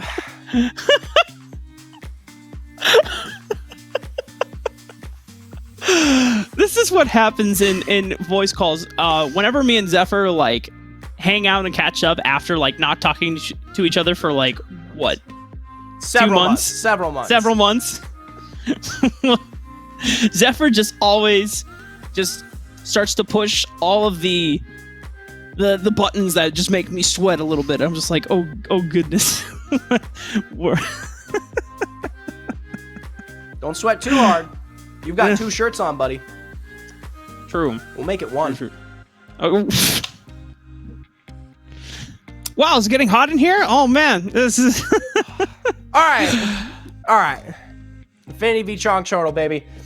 Not as dominant in fashion. Okay, in Infinity, they do have more of a sense towards playing towards their composition, but they gave way too much, and they gave it right into the wrong hands. 3 kills found right in that early game. Perfectly placed into the presence of Fat Cat, and he took it and he ran with it. He ran with it absolutely exceptionally. The mainstay tonight, the point that has stayed consistent for all these teams in their losses, is you've got to stop the early loss. You've got to prevent your bleeding, especially when you have a composition, when you've got that Diana that plays towards the success of those 2 dives, when you've got that Wombo that works when you get towards that team fight phase. If you're dropping picks 3, 4, 5 minutes in, that's never going to come through. And it came down to where Infinity wanted to invest their resources in. They chose the Baron side of the map because Black Camel and Fat Cat already rotated over to the Dragon side of the map. But Chong Chortle walked away with way more of a profit than the side of Infinity did. They tried to dive Luan. He escaped twice. Camille. Can't do it. To lock down early on, man. Can't do it. I don't think the composition needs to change here. We came back from the last series and we were saying, you know, in their loss that they need to either find their way into something more aggression and play towards a more direct late game comp. Well, this time around, I think it's completely fine. In every sense of the matter, there was potential to be had there. But you give away too much presence here when we talk about Black Camel. You can't let him run the map like that. You talk about the bot lane. It wasn't just the kills that was found, right? He also staved off or kept control there in that lane. You talk about the lack of damage that wasn't present on Hunter on this Misfortune. You know what? We know where that starts. The fact that this man can't even walk in the lane for the first 4 minutes of the game. Okay? Yeah. Put Camel on a leash, Infinity.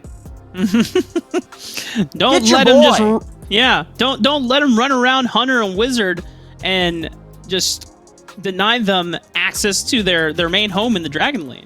It's like when they can't farm, they can't get experience, they are naturally going to fall behind. And when you give Nori Varus, I think this was something that me and Dia were talking about in yesterday's series with Chong Chortle. Every single game, Nori was able to have the Varus, and he's remained consistent and reliable. And when you give him a lot of gold and you funnel so much attention into him to make sure that he is ahead of his lane opponent, he will consistently have pressure wherever he is on the map. Fun fact about that Varus, it's a 100% win rate for Nori here at RiftMasters. It's also the highest banned champion against Chong Chortle. So maybe take some notes. Just putting that out there.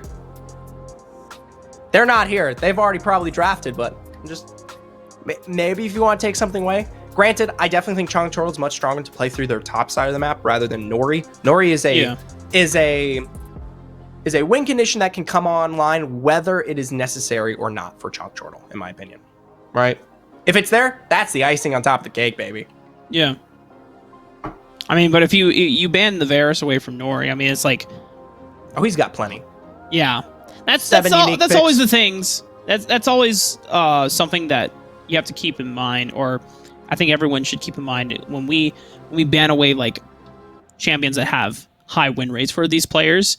Sometimes when you look at a game like that, it just seems like if Infinity could not stabilize around Jean and play around Jean early enough to restabilize the gold deficiency that they were experiencing, then the champions don't necessarily matter from what Chongchortle is. Maybe take away the Zed from Fat Cat. I'm picking straws here, all right? I have faith for my boys in Infinity, so I'm just trying to line up as many potential options or routes for them to take here. Right now, the only route that we've had the opportunity to see, thankfully, Segment finally come through, that Twisted Fate being pulled out of the hands here of my boy Fat Cat, and it is a pick. It has come through quite a few times here, and actually, no. Fat Cat never plays Twisted Fate. He's actually never played Twisted Fate here at this Rift Masters. Maybe it's just been banned every single time. Yeah. No. Really? Yeah. This is the first? Oh, wow. Well, you know what? Maybe they know something that we don't, you know? That's some cryptic tech, man. Either way, comes through. Varus is down. Akshan as well. Those are picks I can actually find a semblance of agreement with when it comes to taking out what is theirs from Chongchortle. Both have come through time and time again. And the Bears, as I made quick point to behold, heavy ban presence, heavy win condition for Nori when put on there. Granted, he has all the other picks that we've seen in the past when we talk about Ashe, Senna here. Those have been some big ones to play through here. Xayah, if you want to go more for those late game skillings, maybe you won't have as much lane dominance as we saw, but definitely still just as much presence, given that you usually play towards the top side. And we're already seeing it. You're trading early game dominance for a little bit of safety in the laning phase, and then anytime that you are playing against a dive-heavy composition past level 5, you have Featherstorm, you can get out of a lot of sticky situations there. Now, Chongchortle, they are looking to dial down the early game aggression here, Zephyr. Luan returning to Camille, but we also have the Lee Sin locked in for Black Camel. Yeah, find their way in and deep through the dive here. This is, well, more or less something similar we saw coming out of Game 1. Oh, okay. All right. So we've got a little bit of a switcheroo. Infinity. Chongchortle is on the blue side. So Black Camel returning to the Riven. Luan taking the Fiora. Infinity are the ones with Yeso snagging up the Lee Sin, as well as Matalex snagging the Camille up. But Fat Cat gets the return to the Zed. Fat Cat looked great on it last time here. I'm just curious to see how it is more than less available to what is on the map that can enable that. The Fiora this time around, I don't think is as strong as what we saw from, say, something like Luana on that Camille, especially when we talk about rotations that were found from Fat Cat very, very early on. So he doesn't have so much of the Baron lane to play through this time around, but still, he's the standard duelist here. We'll have to see how it chops out for Jean in that mid lane. Infinity, though, they took word of the wise. Granted, I thought it was switched around, but the Xayah is still a great presence, especially when we talk about the dive that is still available for Chongchortle. Yeah, between Zed and Riven, both of those champions want to make your life a living pain. But Featherstorm does delay that a little bit, and if you have enough feathers on the field when you come back through, Blade Caller, you can root up those assassins and dive threats, and you can deal with them handily. All right. Well, bottom bands work their way out here, still targeting a bit of Jean. The Corki and the Lucian pulled out. This still leaves open that Ashe, potentially, the Senna, if they want to slow up the pace here a bit. But I personally would lean more towards the Ashe. We have seen more aggressive tendencies if they want to really lean into it. You brought up how there is high tempo picks like the Draven. This is something that we have seen Chongchortle play before here on Nori. Granted, it puts a lot more of a crux on him to get the job done, but it is an option For now, bot lane wraps its way out finally here for Infinity. Setup available. And something I do like, what I was going to say is that Infinity picked up that there was a lot of physical damage from Chong Turtle, which is why they took away the Corki, because he's primarily magic damage despite being a marksman.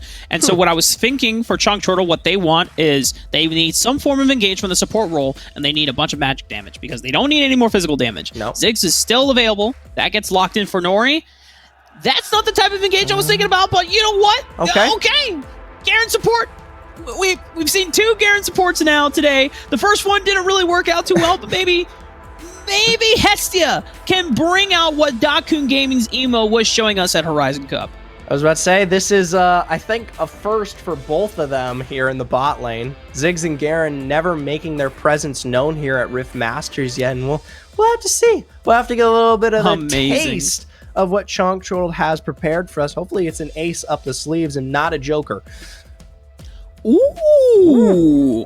Fizz. Okay. Fizz actually solid counter pick into the Zed. I like it. You just title Trickster whenever Deathmark goes down on you, so you can mitigate a lot of the burst damage coming in, so you don't always have to rely on stasis. And if you play it well enough, you can always throw Chum the Waters right behind you when Zed dashes onto you. Right. So this is a solid counter matchup. It does not have strong wave clear and lane priority, though. Right. It doesn't have that much of a presence in the mid for them here. It will be able to stunt Fat Cat, hopefully. But then when we talk about coming into the team fight, it's great for pick. It's great for pick here.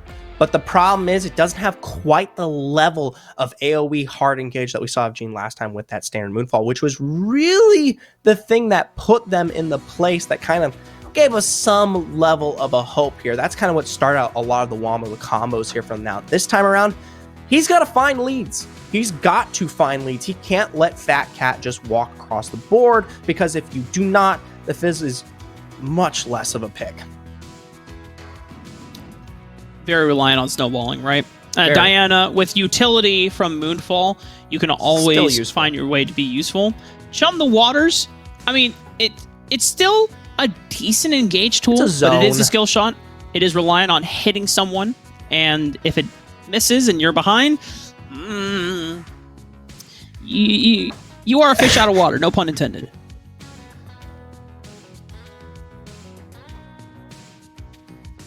All right, I just wanted to let that sink in. Okay. Find our way in here. Game 2, Chong Turtle versus Infinity. A lot on the line here for both of these teams. We haven't discussed it yet, and I do want to touch on it. Chong Turtle, if they do find a successful win here today, we talk about overall points, they might just be able to surpass Immortals here, who I believe is currently in the lead. Yeso? Yeah. Yeso taking a defensive stance in this tri-bush, just in case Chong Turtle were looking for a little bit of a spicy invade. Luan does dedicate a ward onto this Raptor camp. So if Yeso goes for the standard red Raptors into mid lane tax, we're going to get vision on top of it. Right. And usually we see that standard, I would say, handshake, as I like to call it, from both these junglers come through most times here. But this time around, you've got a lot of presence coming out of Camel towards the spot side once again. Granted, hasn't even made much of a clear across the board here. Actually slowed out. I wonder what he would... I didn't get to catch what his presence was, especially starting towards down on those Krugs. So this tells me that Black Camel wants to go for a full clear, or he wants to at least full clear his red side jungle, and then this allows him to still be somewhat present towards the mid lane, because if you want to go full clear and you start red buff, it's kind of awkward, because you have to go red, move down to Krugs, and then move you extend up to the Raptors. Right. Yep. Well, usually, though, this would be kind of that point there where we do see potentially that subtle engage maybe found by Yeso here on that Lee Sin. Unable to do so, going to pull that through down towards the scuttle here. This is a quick rotation.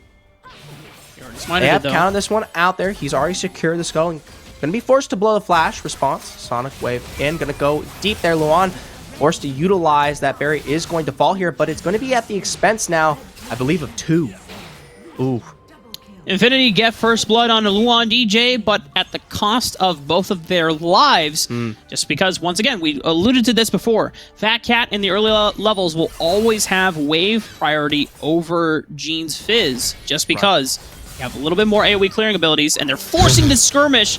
And unfortunately for Gene, he's only level 4, can't dodge out on all the damage. Unable to do so. Another kill now picked up there for Black Camel. Looks like in their own right, though, Chonk Chortle finding success in the bot lane. Looks like major poke was found there onto Wizard from just Nori and Hestia alone here. Ooh. Oh, 1v1 in the top lane. Madalex finds the advantageous fight there. Just taking advantage of the fact that Madalex had the slight level lead and stat advantage from the first blood and the kills that they found on the Luan, because even though Chonk Chortle still traded up on that, Luan didn't get a chance to cash in on that assist goal. No, Fat Cat tries to find rotation up there. It looks like they're going for a bit of the trade here. Maybe look to capitalize on that switch up. I'm not too 100% on how the Fiora plays into Fizz instead, and it may not matter here. Oh my gosh. The dramatic irony. Oh, no. Okay, so Gene recalls. If they were slightly more patient, obviously they didn't know. But if they had taken the chance to be more patient, would have been a dead Luan, and Luan would have been having a very, very sad day in this game too. Oh, he might continue to be having one, though. Madalex coming through after that back. Don't quite know what was picked up there, but I can assure you it's enough to pressure this one. Now Camel return towards the mid lane. Gene may have chum in the waters. It's going to slow the engage and pushes Sizz back to safety at least. Fat Cat still has Death Mark, though, so giving the ultimate advantage. The next time that he sees Gene, he's going to... I imagine that the trade pattern will look like he's going to just dash onto him with Living Shadow, try to force him to blow Tidal Trick. So as soon as that happens, then he can commit the ultimate ability, knowing that there's no way for him to be able to dodge out on the damage. And so now this forces Hunter and Wizard to come to mid lane so that Gene can get the wave shoved out. This will allow Infinity to prioritize the Rift Herald as they have done in previous games. Well, finally playing a little bit more towards their style here. What they will do with it, though, is a question that has yet to be answered, especially when you have to beg, how are they going to be able to play into Black Camel at any given point here now, right? There's a lot of strength bolstered here on this Riven that was just as present into the last game. I talked about this in draft. Don't let this man run your map here, because he will make a mockery of it. And I like what Infinity are doing here. Yes, they lose out on first brick, but by getting the Rift Herald and slamming it into the mid lane, this opens up the map. This will now give Hunter and Wizard the ability to be the ones parked in mid lane and allow Gene to be on a side lane where he can safely farm up. He doesn't have to worry about lane priority as much. Chonk Chortle are going to have that one lane avenue, though, where Gene is just still trying to catch back up, but this allows more members to be on the center point of the map for Infinity so that they can still play towards more team fights, more skirmishes as we get closer and closer to the mid game.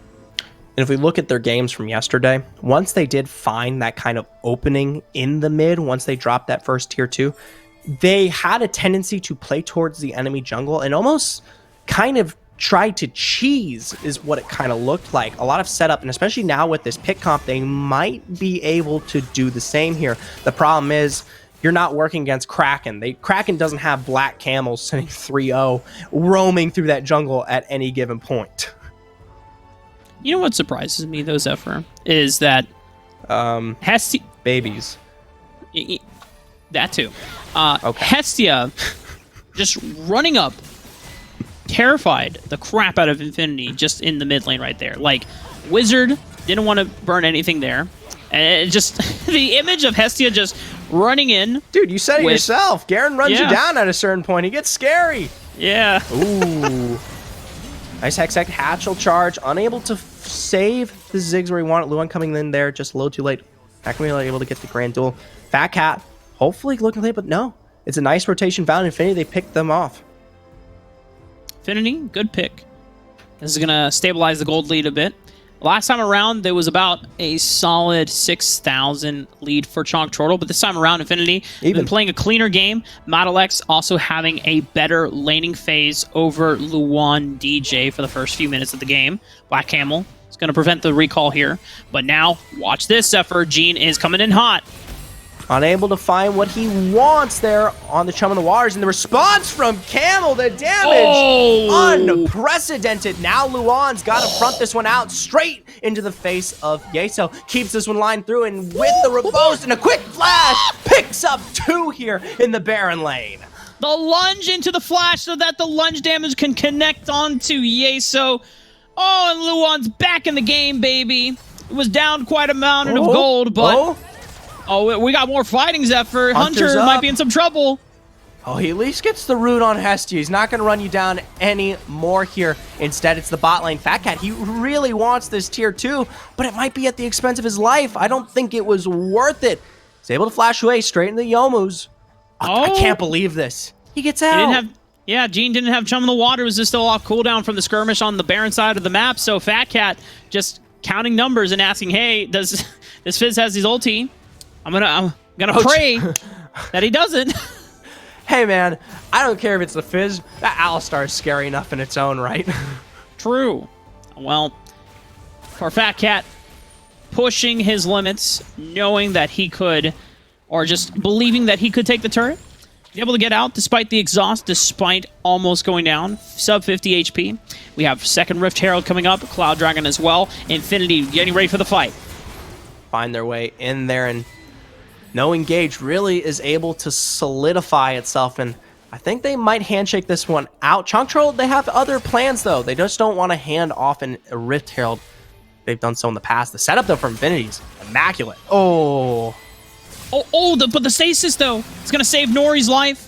X-Like Ultimatum will get canceled out by Madalex, and now it's only up to Wizard to make the engage, but sub 200 HP. He doesn't want to get back in there. Yeso finds himself a face right full of Luan. DJ has to flash away, and Sean Chortle will take control of the mid lane. They take control. They did lose Rift, though. That was successful in its take here. Now, they're going to turn their attention towards this tier 1. That's a big Chum in the Waters deep in towards this backline. Straight on Nori. Gene's going to go down. Now the follow through from Black Camel under turret. The damage is just shredding through. Wizard to finally return here, but it's too late. The rest of your team is gone. And one more charge, unable to do so. They still pick up 2 here. Oh, man, if you're Infinity, you're kicking yourself in the shin because so many members of Chong Chortle were so low. They were so close to getting 1, 2, 3 kills there, but they're still so low under the HP, and they are taking their chances under the turret. Yeso connects with the Sonic Wave. He wants to be able to follow up with the safeguard, but he doesn't have enough cooldown. Madalex flashing in with the tactical sweep, but then suddenly Fat Cat comes back from the base, revitalized, and he's there to shut him down. That fight was so extended, playing off both the death timers of Infinity and the resets from Chong Chortle. And in all of that, Infinity, you said it, Chong Chortle's low. They still could not find a successful advantage in the kill. I gotta give big props to Hestia especially. You saw that Garen. That Garen stepped up straight under the tier 1 there and was the front necessary to keep both of them alive coming out of that mid fight. And once they were able to keep the flow off, especially with Yeso coming back through, that's when Fat Cat arrived. Dude, Garen is just a baller, man. I mean, he's just giant HP stick, I should say. And it's just a meat shield. You can tank turrets for days. You can take so much damage for days. You have the damage reduction from your second ability. You have Gargoyle, Stone Plate as well. I mean, like, at this point, Hestia's balling, man. Hestia is straight balling here. And what he will do with that ball, no one knows. A 2-point, maybe a 3, potentially a volley. I don't know what sport this is, but for now, it's a sport of launching there. Wild Rift Esports, baby. Okay, all right. Are you one of those movie announcers? Am I now in one of the top #1 global hits during the summer of 2021? In a world where blockbusters are nowhere to be found, one team stands above all, and it is Chong Chortle, led by Hestia's Garen. The menace, the might, the destruction awaits. Oh, that's pretty good. Oh, thanks. I give it a solid IMDb 10 out of 10. What? Really? Yeah. What about Rotten Tomatoes? That's more like okay, I give it like an 80% fan rating, 30% critic. There you go. That's what I was expecting. Okay. Usually the Rotten Tomato score usually like either can be the indicator of how you'll really feel going into the movie, or how the very polar opposite, right? You know. Yeah. Yeah. I'll give you that. I don't like it personally. I feel like I like the fan score. I'll give them that, but the critic scores are Hell yeah. absolutely garbage. They're dog water. Well, we got a 1v1, Zephyr. Not really. Oh, well.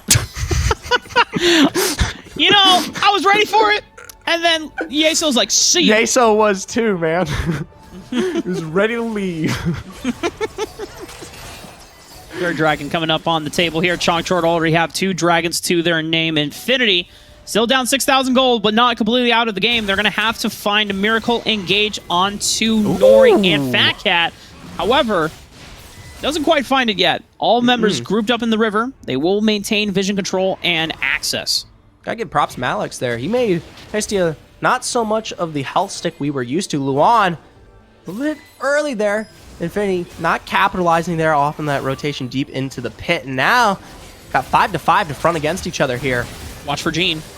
Gene's on the other side of the map. Mega Inferno Bomb hits on to 3 into the back line, and Black Camel is just brute forcing his way right into the heart of Infinity. Gene has found Chum the Waters onto a couple people, but cannot reliably find the assassination. Not even the lowest HP member, and Hestia will go down because, as we said before, she's a giant meat shield. She can soak damage for days. Chonk Turtle don't drop a single member, and they get the Infinity Dragon on top of it.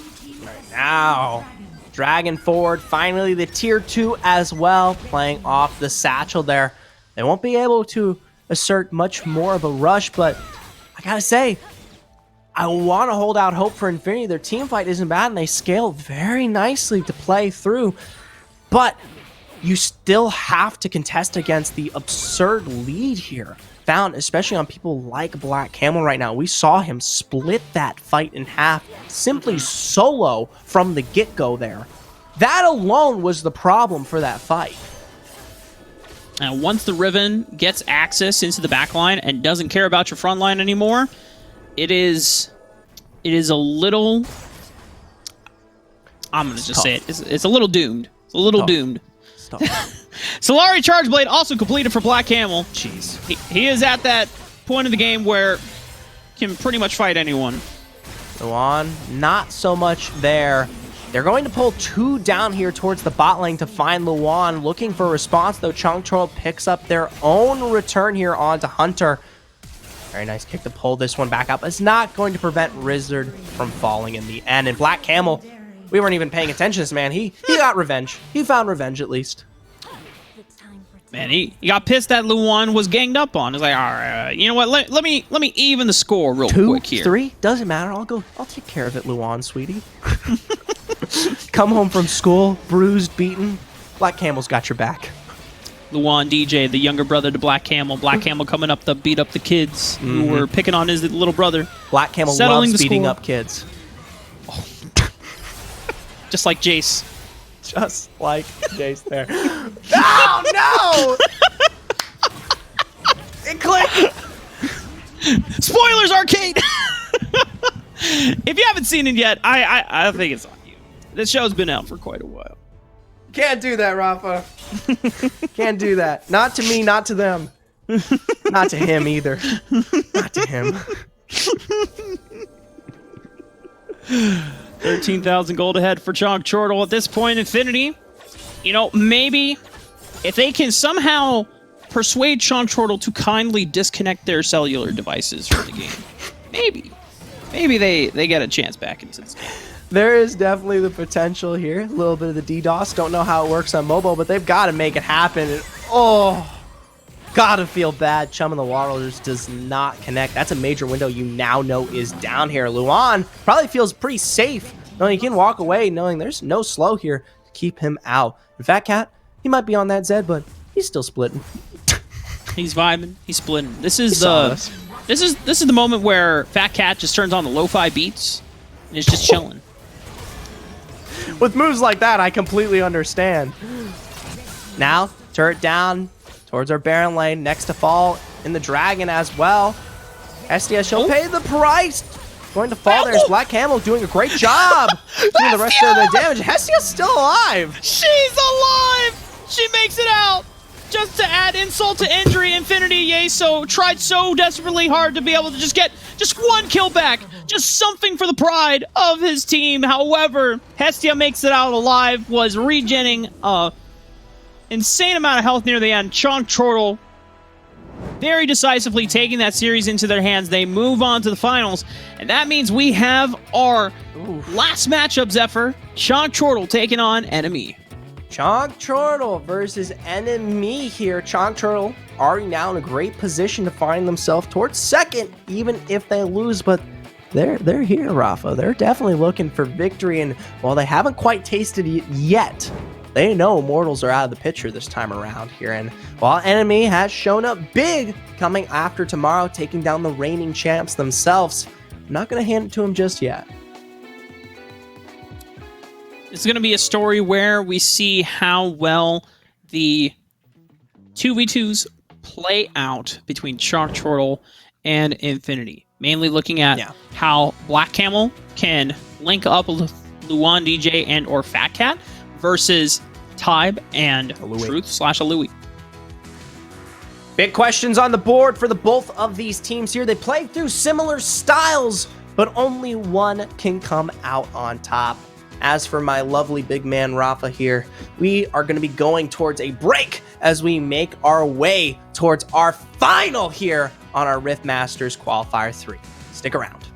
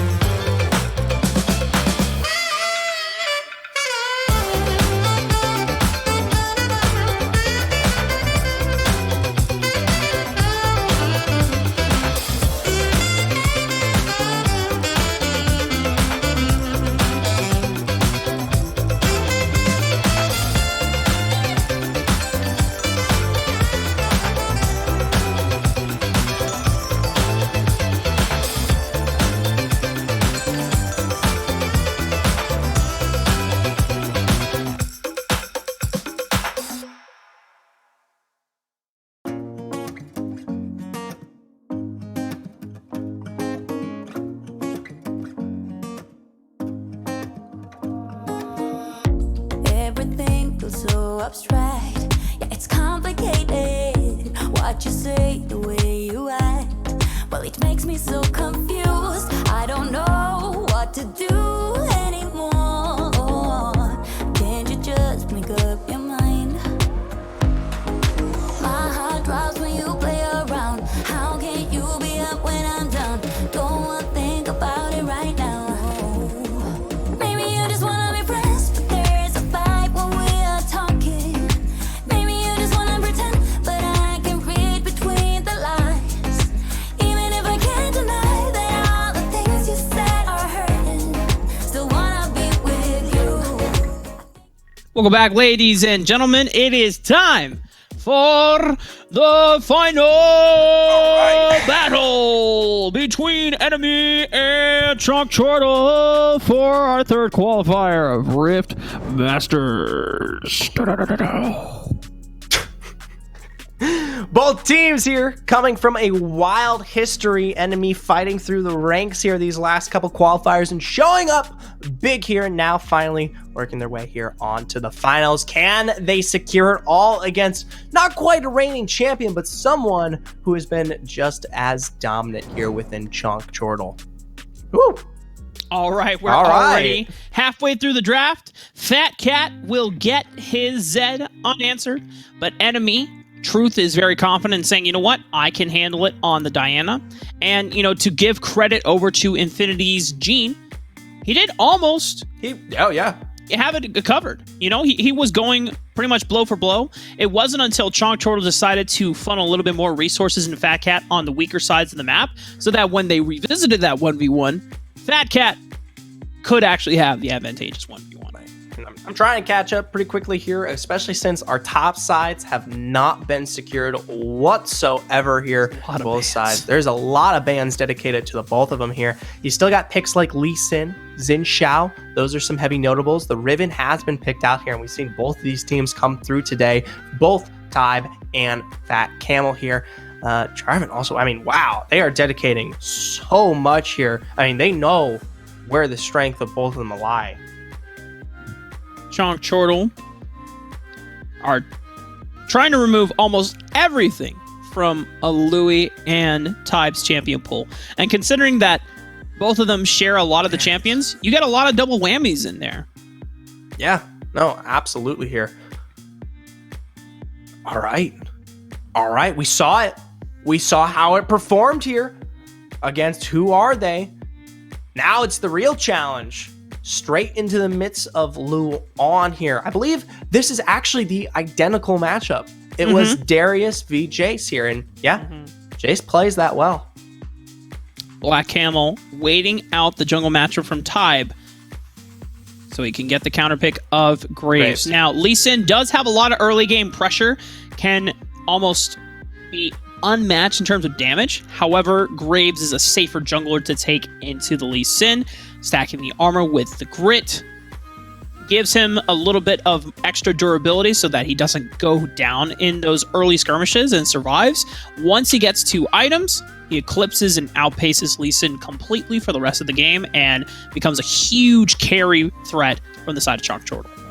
And at least in response, Enemy do have that dominant fashion towards their top side with that Jace pick. We saw how it performed with a Louis in the past. But one thing I do want to point out as notable here is this bot side is within the hands of Nori once again. You've got that Varus coming straight through that was found its way over here, and it has provided time and time again, and it should give some level of control here towards the Dragon Lane, which we don't usually see out of Chonk Chortle. They don't typically try to play for this win condition, but after this, I mean, after yesterday, Nori's win over Symbian, after what we saw today with Nori sitting on that Varus here on what was Infinity in game 1, I gotta give credit where credit is due.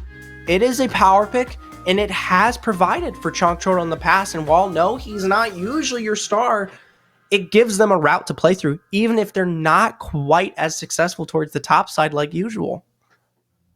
Theirs also provides a lot of powerful engage potential thanks to Protobelt Apprehend. Right. It's a very Very useful tool if you can snag multiple members of enemy before they enact any counter active measures or disengage potential in using their Galio, Moonfall from Diana, even Senna trying to use a Last Embrace to root up multiple members from Chonk Turtle. You can stack multiple members up and you get a lot of AoE damage between Piercing Arrow, collateral damage, end of the line. You get a lot of wombo potential. Fat Cat v Truth. That's a big one too. We did see the Diana Zed matchup and how it played towards the favor of Fat Cat when he was against Infinity here. I believe Gene, correct?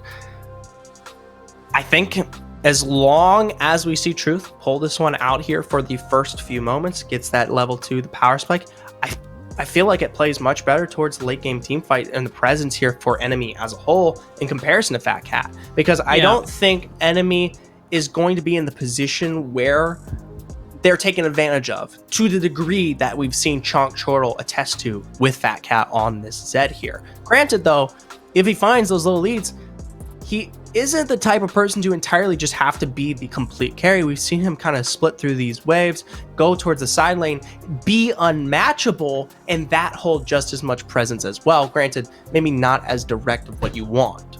Yeah. For Enemy, the story of the game is accelerating through the early game. You have Tybe as your kind of early game engine.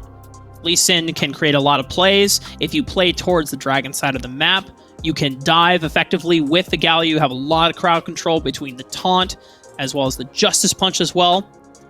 You set that up. You start Chonk Chortle off of on the bad foot. You get the Senna rolling so that she can be in a lane by herself while Selma is roaming with Tybe. You roam that up through the mid lane or even the Baron lane as well. Moonfall, follow up by Hero's Entrance, is a great combo setter for powerful AoE engage potential from Enemy, and you have follow-up whether Lee Sin because he has mobility, or you have range damage from Jace if he can't use hammer form. You can just cannon accelerated shock blast. Right. So in turn, I will say Chonk Chortle, their pick is incredible. Their pick potential is strong as can get here. You talk about a lot of the CC chain setup. We haven't discussed it, but Change of Corruption, the box, the bot lane to play through both what is Thresh here and Varus is enough to sustain these team fights out, even if you're not able to get directly in the face with, say, Darius and Graves as much as you usually like to when you're on, say, your Rivens, your Lee Sins, etc., right? And once that is set up with potential there, you have the follow-through. You have that sustained damage to actually find the kills necessary, even if the engage is not quite as strong, right? You just need those split-second moments here for the team for Chonk Chortle.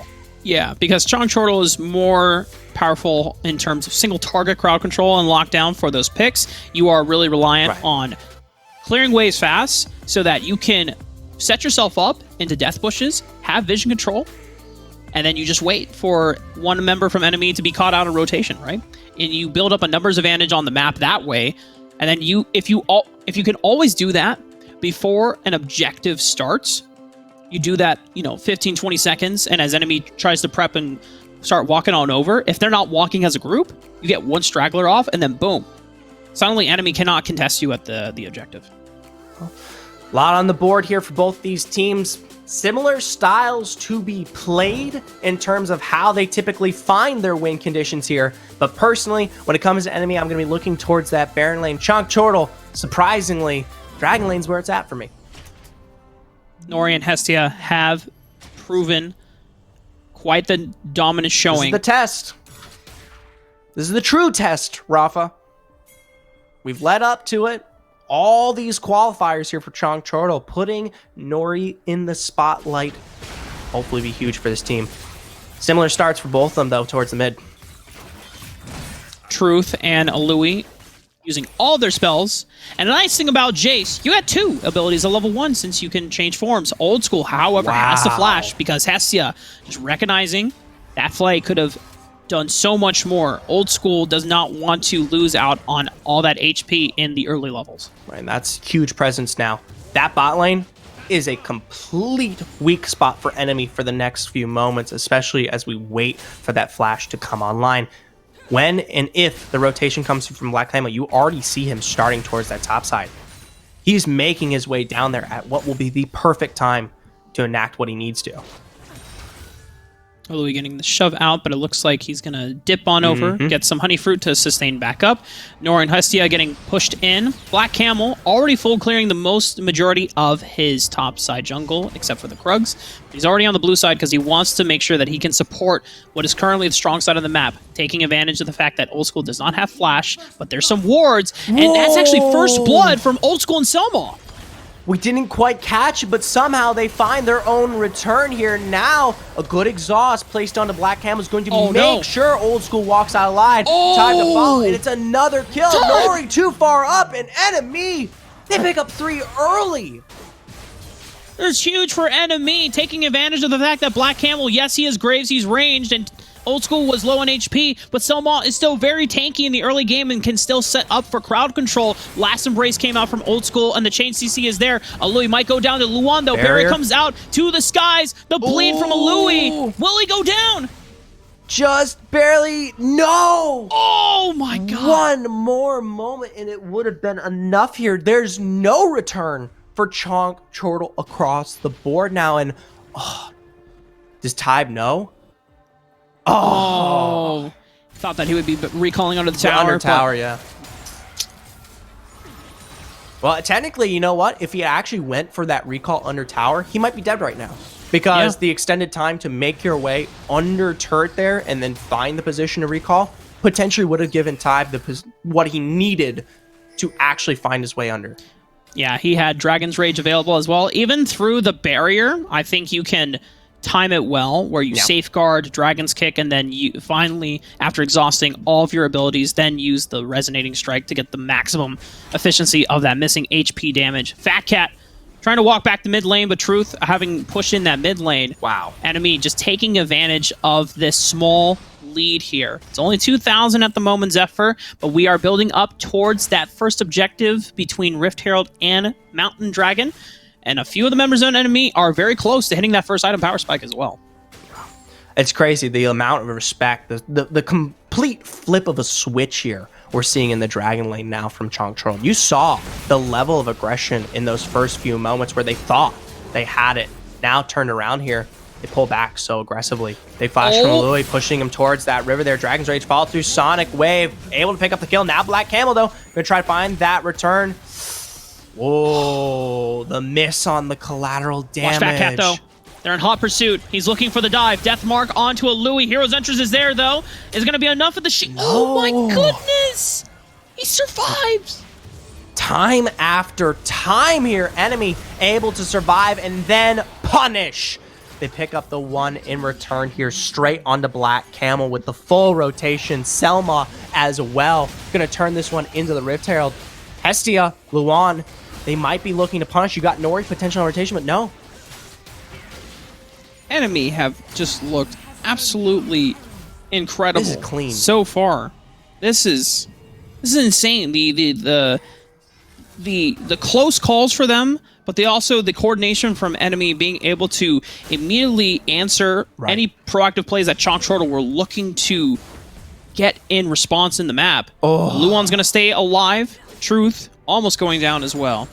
Just barely there. For now, we've seen rotation from the Dragon lane. They're playing up towards the mid, going to start catching a little bit of that presence here. We saw Fat Cat rotate down to match, but with those backs coming through here and the Rift as well, this is going to enable the Dragon take, and maybe even this first mid, if they get enough damage on this turret, they'll be able to take both. Yeah, they're just pressuring Hestia off. I mean, Hestia is a powerful support, but got no damage, needs some friends to be able to fend off the Rift Herald. He can't do it successfully. First brick goes over to Enemy. Tybe, meanwhile, was soloing down the Dragon, and with a Louis, they're going to make work of this turret. Fat Cat, 1v2 situation. Don't know if he can actually no way. It doesn't even matter. 1v1. Fat Cat is struggling here.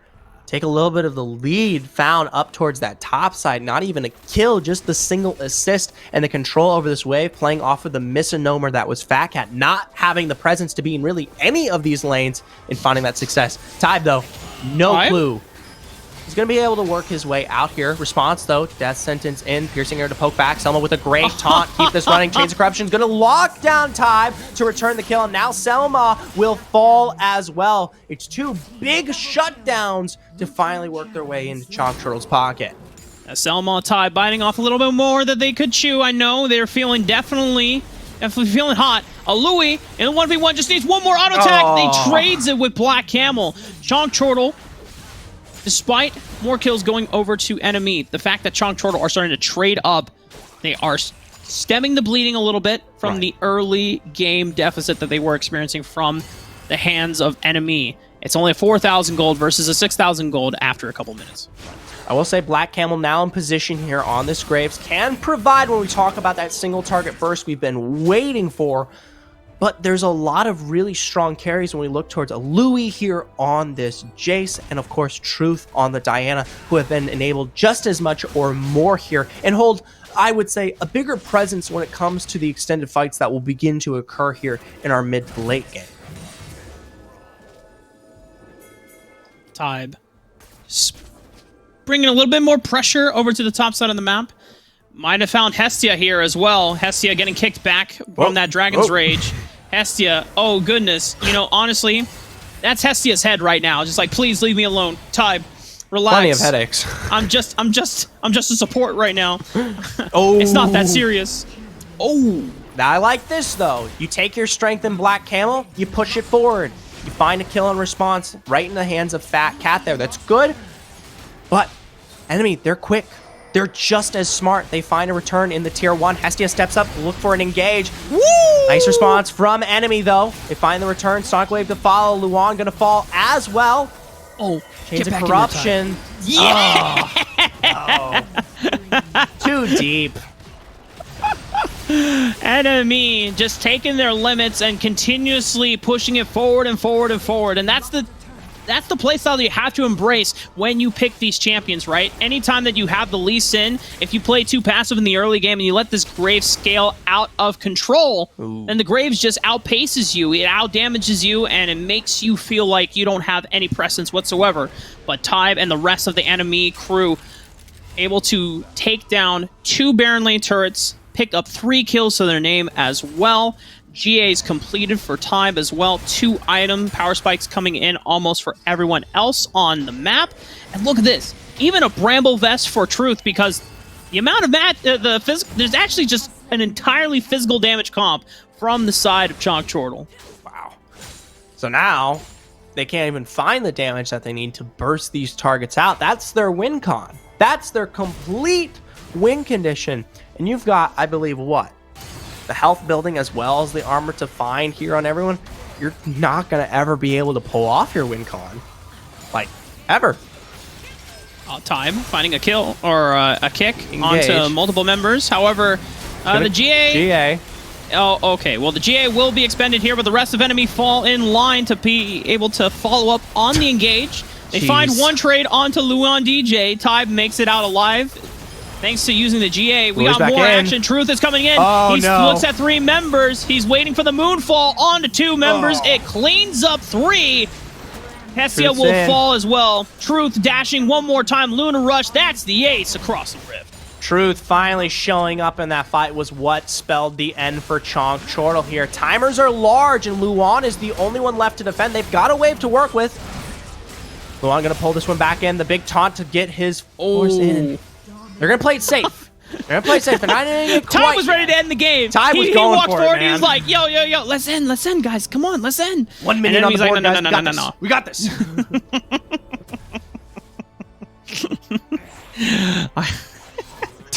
I gotta say, remarkable performance from enemy. Through and through, it's been perfect. And it's not even just the lane. The level of control they've worked out here across the map, and how they not only pick up like a kill on one of these side lanes, but also progress that into controlling, say, the Dragon or Rift. And then the fact that they utilize that and just keep pushing it forward here. I mean, there's no amount of breath that will give Chalk Turtle what they need to survive here. No rest. Enemy. Now, to say that Chalk Turtle weren't being competitive with them, I think would be a disservice. Nope. The early game, they were scrapping back and forth. They were going for it. Yeah. Black Camel definitely tried to push the lead that he found through the other side of the map. Oh, Tybe trying to get fancy with it, but Nori, he's seen one Lee Sin play too many to already know that when Lee Sin is going into you and is trying to use the safeguard, he wants to go for the Dragon's Rage Insect. However, Black Camel getting caught up here. 3-man play from Hestia. This could be a dance for Chonk Chortle to try and even the odds here, but Louis has showed up to the fight. Old School as well. They're being able to escort the rest of the survivors here. Selma does go down for their efforts. Chonk Chortle, hold on. Just barely find their way through the last embers of that fight there. Didn't quite have the group of enemy in complete fashion there, so that engage a little bit too early from enemy. As a result, you see Selma fall off of his deep take there, and now they're still sticking around what is this red side of the jungle here. Reminder, there is no Baron just yet. Only a moment's notice till then, but still, they've got complete control. And Tybe is also peeking his head over into Black Camel. Black Camel at this point in the game is trying to now... The only way back in for Chonk Chortle is if Black Camel can be granted permission to farm a side lane for like a solid 3 more minutes. Just like, just leave him to his own devices and enemy completely ignore him, and then suddenly Black Camel comes back and it is 4 items. Has full crit, would have the Infinity Edge online as well. I don't know what his 3rd item currently is. I know Black Cleaver was his 2nd. He might have been working towards... we got it. So, all right, Death Dance. All right, so this is more of a... I don't know if Infinity Edge will be his 4th item at this point. This is more of a durability build. He might go for a Solari Charge Blade if the game lasts long enough, but he's really just trying to finish this Death Stand so that he can be a Drain Bruiser at this point, trying to survive as long as he can.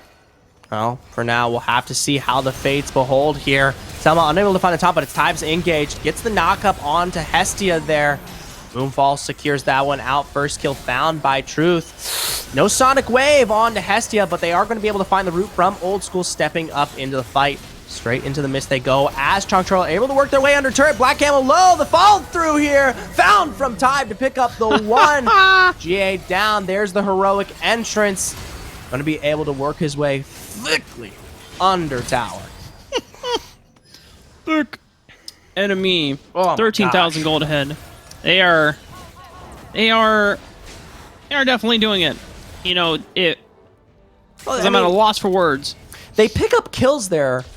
Now, they aren't granted much else past that, though. They are going to be able to keep their level of control here over red side, but resets coming through, they're only just going to continue their bolster the item and gold lead.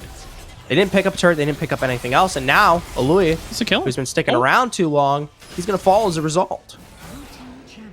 Nice pick, though, for Chonk Chortle. So it does give them about 35 seconds of time to just farm side lanes. Enemy cannot end the game without a Louis. Nope. 4v5 would be a little difficult. Baron is available, however, it is still a very hard objective to do, even when you have all 5 members, because Chonk Chortle can always walk in and threaten to steal it. But this pick on the Luan DJ might signal the end. That's not a pick, baby. Straight into the death stance. Big Moonfall gonna 3-2. The response is found, though. The response is found. That's it for Tybe. No jungler on the board here. You don't have to worry about Baron anymore. At some point, Zephyr, the gold lead was in favor of enemy by a solid 15,000. It was. Now it's only 10,000.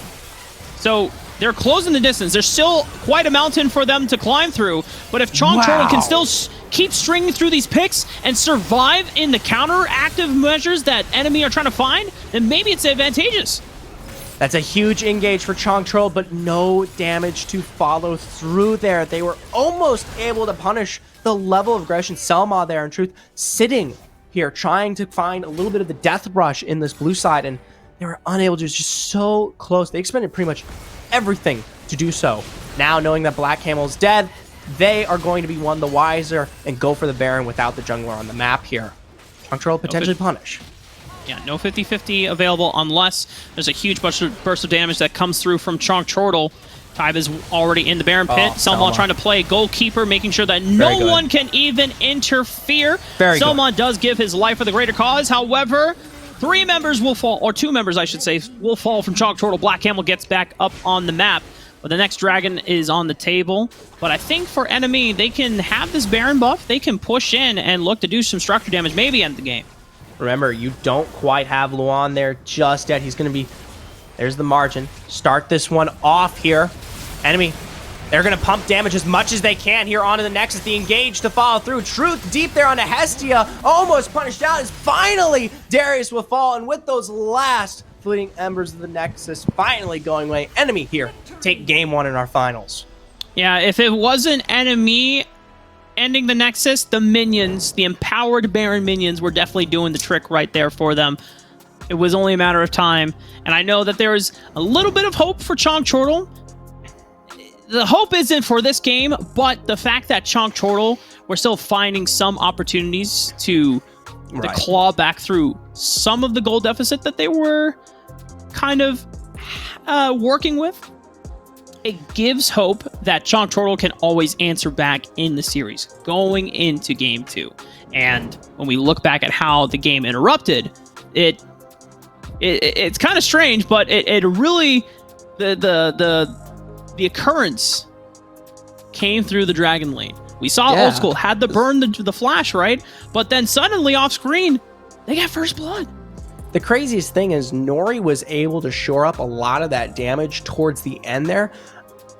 Just imagine the lead that could have been found if they just leveled that lane a lot, just more even. Just take it even to the sense, don't lose that one out there. And I told you when we got started, this was the test here for Nori, right? Put in a heavy position to find some source of carry potential here for Chonk Chortle, because you look towards the top side here, you don't have that level of hard engage, the control, the fast-paced damage, the dive that we usually see here between Luan and Camel. And as a result, you need someone to shore up that weakness, right? It never came through. Kills were bolstered over here in the enemy, and then they were just clean. Right. They were clean. I mean, Mr. Clean. dude, Tybe on the Lee Sin. Oh. I mean, that he was the living embodiment of only forward, right? Anytime that he found a Sonic Wave, it was my mind is telling me yes, my body's telling me yes, and that means we are also we are never backing down from a fight. Taking every single ability chance to go in, deal damage, finish up, and execute the members of Chonk Chortle. I will say it was close though. I mean, we are throwing that maybe a point a little bit out of the window there. It was tough.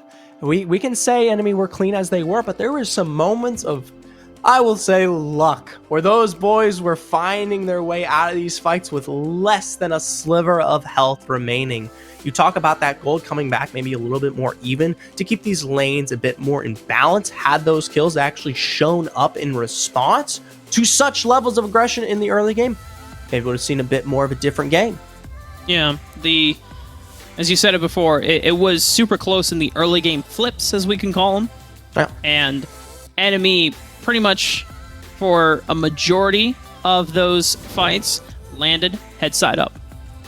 So, Now, Chonk Chortle now taking blue side going into game 2. I am curious. 9 bans were expended towards the top side of that map last game. The only ban that did not come through in response to that was a Ziggs expended here. Right off the bat, Chonk Chortle, they're able to pick off maybe one weakness that they found here in their own composition. They did not like that Senna. They did not quite like that matchup from Old School there. I get it. Now, the question is, are they going to also ban the Ziggs as well? Like, is Chonk Chortle's approach try to give Nori the most advantageous matchup possible? Because I don't know. You're putting a lot of faith in Nori, man. Yeah. I'm there with you. I'm exactly there with you. But there's a tried and true win condition that has worked for this team here, and you've got to try to secure it. I think I understand wanting the counter, but leaving those 2 picks up until the last possible moment really stacked against Chortle, who, in my opinion here, they don't have as expanded of a pool to work with when you're faced against those 9 bans, and they need some level of competition in that space for their win condition here. I mean, there's still big picks on the board here. I mean, Camille's left up if that doesn't get banned through here. I mean, we'll have to wait and see. as we talked about before, the first game draft, the 3 Queens of Baron plus Renekton were taken off the table, right? Yep. Fiora, Riven, Camille. Now, Sean Chortle also changing up the other ban in that Truth is not going to get the Diana, right? Now, Fat Cat on the Zed was trying to find some picks, some side lane pressure, right? But Diana's one of the few matchups that does make it a little difficult. Right. You don't have a chance to actually just single-handedly win that. And this case around, if enemy... Oh, Camille is up. I'd say full throttle, man. Run that. Ziggs is also available, though. So it's now a question of trades, right? Which I would go out on a limb here and say I've seen Chonk Chortle perform against Ziggs plenty of times in the past, but they need some sustained level of advantage towards that top side. Okay. They might be handing this one over, but I can understand it. Dude, if they hand over both Camille and Ziggs, though... I think they will, but here... So I think Chonk Chortle are taking faith in the fact that Jax will be the advantageous matchup and counterpick early into Camille, because if they take the Camille, enemy would have taken Ziggs and Jax on the flip side as well, right? So they were put in a situation where it's like, well, it looks like they're getting Ziggs out of the way. We just need to make sure that we get the better duelist matchup, either for the jungler or for the Baron laner. Right. We've seen Jax perform from both of them here. I like this. You're putting Fat Cat back on something we have seen in the past. The Akali, once again, putting presence down the map. Going to give him some leeway here. Kai'Sa, not something we stereotypically see out of Nori. Has been played once, I believe, here. Let me just do... Yes. Simply little stat check. One time here for Nori here. I like this better in the sense that it gives a little bit more of the presence towards your mid to late for Nori, rather than expecting him to incur that much more damage, that much more kill presence within those first moments of the game, since what we've seen out of the Varus play in the past here. This puts a little bit more agency into Nori's potential. Right. I mean, Nori's the type of dude... Oh, no, wait, I'm thinking of another AD carry. Point is, now that you get to play on Kai'Sa, you get to follow up on dive attempts made by Akali, made by Jax with that killer instinct. And so now Chonk Chortle can fully invest into a very, very aggressive dive composition, because they need to get on top of Ziggs, right? If they stop him from being able to throw out his entire spell rotation before the fight starts, that's a huge AoE wombo that is missing out from contributing to the fight for enemy.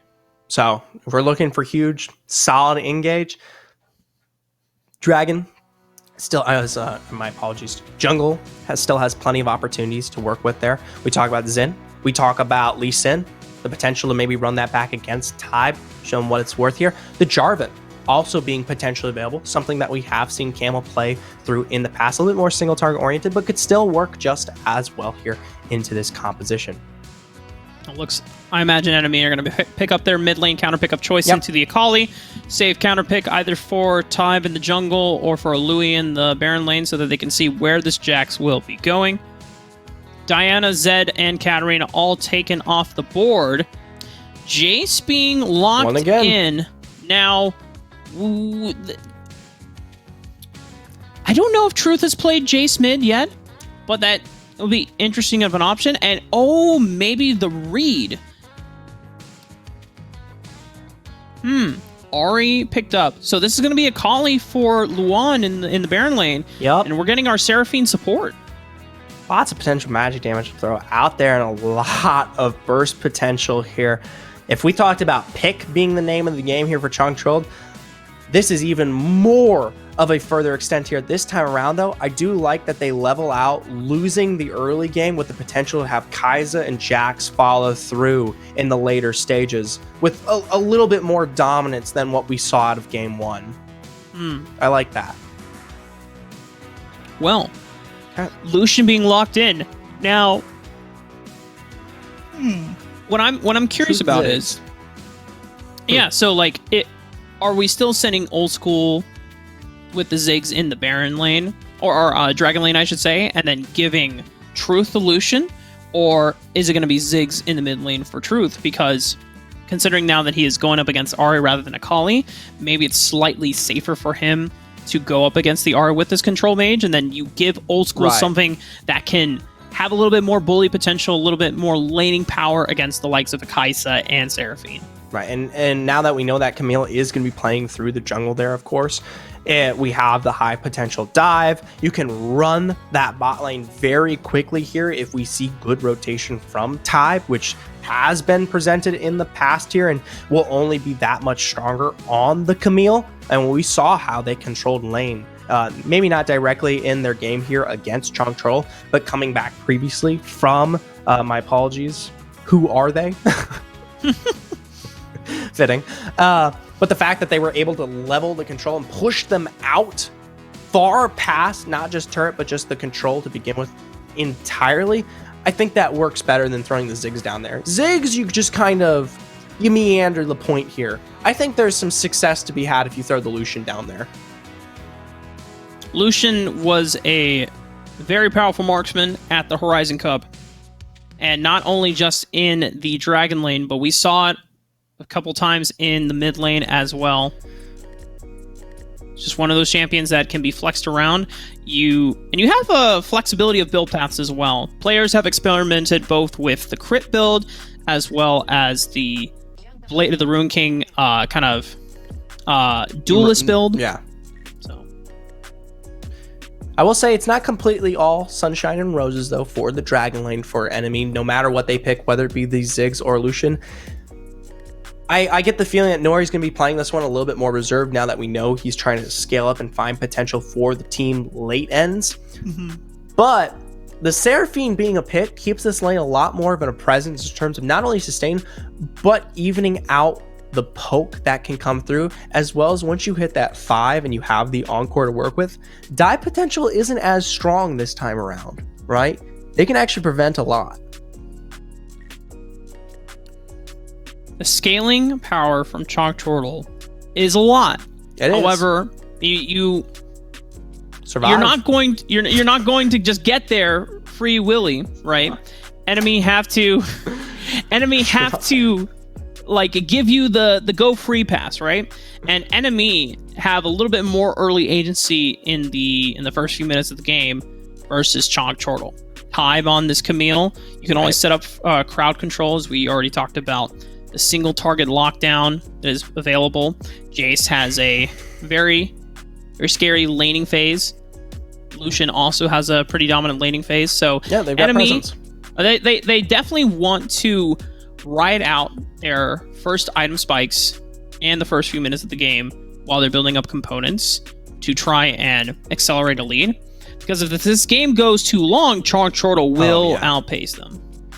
Now, I will say, it doesn't have to reside completely in finding successful kills in the early game. One thing that I do take a nice note from that first game was particularly that enemy was very clean in how they handled a lot of the starting macro, how they played around some of the major objectives, drag and rift into the first tier ones. You weren't here for it, but there was a incredible game, I believe, in qualifier number 1, Chalk Turtle versus Immortals, and Immortals basically almost ended the game with no kills. With Fat Cat looking like that, I don't know if that will be this game, though. Yeah. Truth?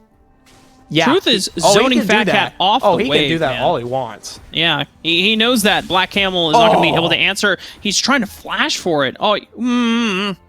Yeah. Truth, you don't have Ignite. I guess if he was level 2, he could have dashed in. Oh, no. He's caught off. This is a little doomers for Truth. He's going to have to execute at this point. He's going to have to execute. Yeah. Doesn't have a choice. Flash did come out for Black Camel, tried to get the first blood kill, doesn't find it.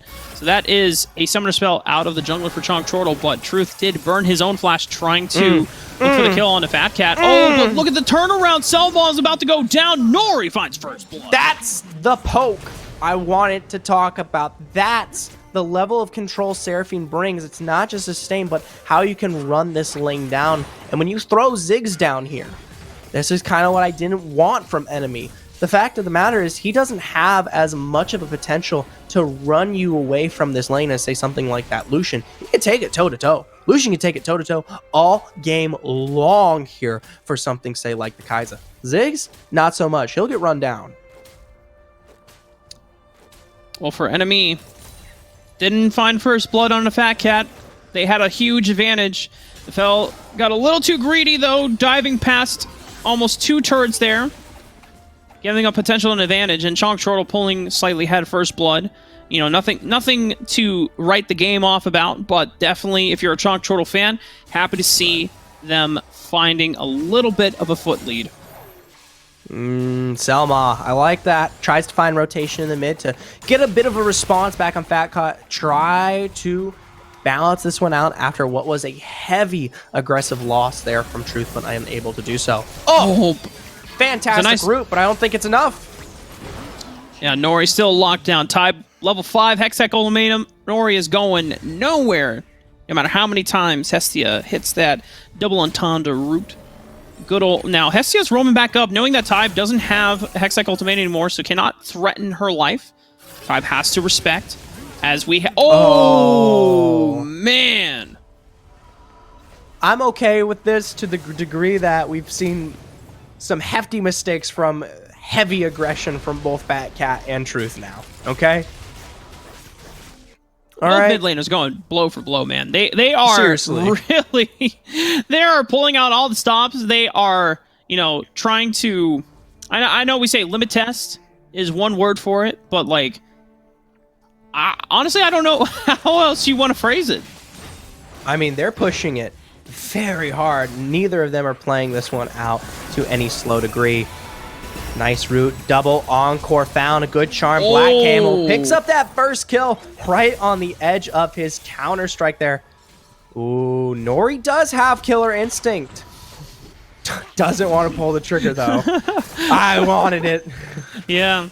He had to wait for Tybe to leave the premises before he just dashed right on to old school. Unfortunately, the killer instinct passive timed out before Tybe walked away completely out of range. Fat Cat and Black Camel going to find a roam opportunity onto a Louis. He does not have flash and a little overextended. No Spirit Rush is not available, but Luan has locked him down. Is already right on top.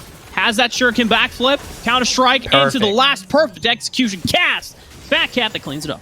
Very nice. Chonk Chortle starting to find a bit of a return here on their own rotations. Going to throw that rotation now straight on over towards Rift Herald. Going to go a bit for that handshake. And it looks like we didn't get to quite catch it. Looking to punish the Rift Herald take. It is spotted out as Nori is able to pick that one off of Truth here. Potentially more follow through. No, enemy a little too late. Nori just showing himself up. I don't care if it's old school or Truth. I will show that I'm the better marksman. Gets the 1v1 over Truth. We're still early on into the game. 2,000 gold ahead, though, for Chonk Chortle. Rift Herald is going to crash into this turret. A Louis might be able to get some damage, but will not stop it from getting first break. A Mega Inferno Bomb and Selma flowing the death sentence out. Does not connect onto Luan, but a beautiful bomb from Old School, following up from Time on the tactical sweep, but it's Fat Cap here with the roam. Spirit Rush, charmed right onto Selma, does not have flash available quite yet. Wait, Selma is actually holding on to the flash, just biding time, waiting for the rest of enemy to fall in and clean up. Wow. Fat Cat thought they had the advantage, but enemy once again come through. Gotta say, enemy quick with the punish there on the bomb, and the response was just as good. Black Camel and Fat Cat trying to find a bit of a return there from such a deep dive from Ty, but you have to remember, enemy, while yes, they expend a majority of their major windows, are still within the realm here, and you're going for such a deep pull here under turret. The follow-up was, in my opinion, inevitable. Enemy now have shored up the gold deficit here, Zephyr. Only 1,000 gold behind. Really well. And this is kind of what we were expecting and looking forward to. I know game one was still slightly more competitive, but enemy was the team that was just slowly growing a gold lead. This time around, at 6 minutes into the game, Chonk Chortle have the slight advantage. Enemy are trying to equalize it to the best of their ability, but so far it is pretty much an even state across the rift here. It's kind of scary too, because we talk about the later scaling here for Chonk Chortle, right? And you've already lost a lot of presence in the early game, and looks like you're continuing to do so as we see another kill picked up there on Aloy. You don't have as much time as one would warrant to find success here. Tybe, though, Gonna look Enemy for it trying to anyways. rotate right onto Nori. Oh, he tried to kill her instinct over Tried the to kill wall, her but the instinct. Hextech ultimate pulls it right back, Still but he lives. still gets out. Still lives. Ugh. Just a crazy amount of success there, but that's pressure. That's really good pressure for enemy to work with. They know that they don't have the 2. They've already seen the hard engage in the bot lane from both Black Camel there and Fat Cat. So they have no problem taking the tier 2 as well. Louis just gonna try to fend off this Black Camel Jax Unable. to... It's over. Okay, Black Camel jumps right over to Selma, but now there's 3 people. Hey, Yeah, hey. it's over. Hey, That's what I'm guys. calling. There's a lot I of mean- people in the Dragon Lane. I think the level of push he was putting down there towards the Dragon Lane, especially knowing that the tier 2 had just fallen here from enemy and reset was coming through from Louis, it's a little bit of an ego, man. Jax can move, but he can't move like that. And a rotation, just a slight underestimation how fast enemy would be able to react to his split pushing fantasy. I mean, this is what you want to see Jax do, though. Yeah, Because right. with the Trinity Force online, even not having access to Blade of the Ruined King, the Sheen procs and the extra attack speed that you get from the fully completed item, it does disintegrate turrets pretty swiftly. But you need a little bit more time, and obviously with a little bit more items under your belt, you'll be able to do that job much more reliably, much quickly. Enemy now moving in position for this Rift Herald. They're going to find Black Camel. Oh, and he's going to be finding his way out just as quickly there. They expend both the Hextech and the Culling here from Lucian and Camille, respectively. They are in a great setup for this Rift here as Aloy, wow, keeping heavy pressure. Notably, the items aren't up yet, but he's got full magic resistance to deal with Luan now, so he can run this Akali down whenever here. Chong Charles going to expend 2 here to respawn into Aloy. They're just going to give up the Rift. Luan does play out that 1v1 pretty damn well. Buys enough time before Fat Cat or Nori comes in for the assistance. Truth! Uh-oh! A little bit of a death rush from Fat Cat and Hestia. Barrier comes out, but he gets the relentless pursuit out of harm's way. Fat Cat will have to dodge out of this one, but can't dodge for the flash death sentence from Selma. Locks down Ari for Old School to clean. I gotta say, they had to pull that trigger much sooner, knowing that the Rift was there. No steal here for enemy. Black Camel, Nori to follow. Killer Instinct is going to be utilized. Full passive to break through off of those missiles, but Truth quick to respond here off of his own rotational. Louis in his own right now gonna slam the hammer down. Truth just barreling down with the double Uzis. Keeps Nori and Black Camel interested long enough for Louis to come in and be the hero, saving grace. Yes, Truth and Type do go down, but enemy going blow for blow against Chonk Chortle. They were able to pick up the Infernal Dragon for themselves, but plenty of action to behold. We'll take a look right back at that one here, especially as Truth. The big problem with this one, I never got to finish it. The Rift Herald was already completed the minute you pulled that trigger here, so the rotation from Old School and Selma was instantaneous. just unfortunate timing for Fat Cat and Hestia. Love the idea, though. They waited patiently. Just unfortunately for them, the attention from Old School and Selma, yeah, just a little too patient. For now here, rotation again from enemy. They look towards this top side as they want to crash this one in. They've got 4 for 4 here. They're going to expend the Rift Herald in response. Hopefully it crashes. Yeah, it will be able to do so. Wow. Tier 1 turret will go down. Black So Cat. much Oh, poke. that's a lot of damage. Yo, Cook, be careful. Type coming in, swinging through the jungle. Locks down Nori for the killing blow. The rest of enemy clean up just as fine. And as we were slowly alluding to before, Chonk Chortle, we're keeping this game super even, but now the gold lead is starting to fade away slowly here, Zephyr. Wow. Gotta give big props to Old School there. The level of poke provided here on that Ziggs to start this one off. We can give the presence of the engage, the tie, the fall through from someone, whatever it may be, but it's truly Old School. Setting up a lot of the extended damage there to basically give the full leeway, knowing that those kills are already set up. They're just waiting like dominoes to be knocked down. 6,000 gold ahead now for enemy. The next objective doesn't spawn for a couple more minutes. I think we're looking at a 3-minute timer here for the dragon. And then the Baron will be spawning in just 20 seconds, maybe 1 minute and a half. Ooh. Huge engage. Big encore. Still, Louis not going. No, does burn out here, but the follow through enemy going to continue on anyways. Flash in from Type straight into Fat Cat, turns his attention. Nori going to go over the wall, leave this one up to Truth potentially. Ooh, no death sentence and a great stasis found there to keep Type there alive. Continue the rush under turret. Death sentence going to make sure that we find the death there on the Fat Cat, with Truth keeping this one running forward there. He's able to find the double instead onto Nori. Whew. Nah, Nori tried to one-up Truth there, had the killer instinct. The Truth says, hold my beer. I got my barrier. I got a shield as well, buddy. They so juggled I can equalize that really the damage. well. Yeah. Really impressive. So close. And I thought we were going to experience what happened in the level 1 when Truth tried to dive into 2 turrets. Oh, Luan, why are you here, buddy? Yo, relax. The rest of the reinforcements coming in. Oh, unable to do so. And wow, the Flay to boot there prevents the counter-strike. Oh No God. CC into the Mega Inferno. That's a double for Truth. Why not make it 3? And he has to dodge out on the redemption. Fat Cat sees the eyes on the prize. Doesn't have Spear Rush, though. And now Fat Cat has overextended his welcome here. And Zephyr, run from it. They cannot from Chonk Chortle. The 10k gold lead has arrived once again in favor of Enemy. And just like that. Oh, wow. Teleport as well. They might be looking to try to end this one. Tibe's deep. Now they've got to pull back. They do not have the wave control. Run this one towards Baron.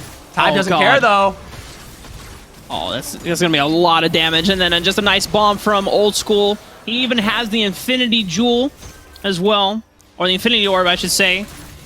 You know what? Old School, he's rocking the Infinity Gauntlet at this point. He's got the Orb, Death Cap, Luden's Echo. Or Luden's Tempest, I should say. He's all set up. Yeah, he's got all the items that he needs. Wow. At this point, he's chucking fat bombs. The rest of Chonk Chortle, they want to contest. They find their way in, but they're unable to compete with the damage, even of the face of the recent Baron take there. As a result, no Black Camo. Luan potentially maybe next. Selma wants to make this one happen. Flash forward, death sentence, dead. Truth to pick up 2 there. What a rush from Selma. And now Flash is coming through. More damage, 2 more kills to behold. And the Nexus ticking down here. You might find a few executes. You might face the fountain, but Enemy are still your finals winners. Enemy came in this week with a statement to deliver. They said, I think y'all forgot about one of the best teams in North America.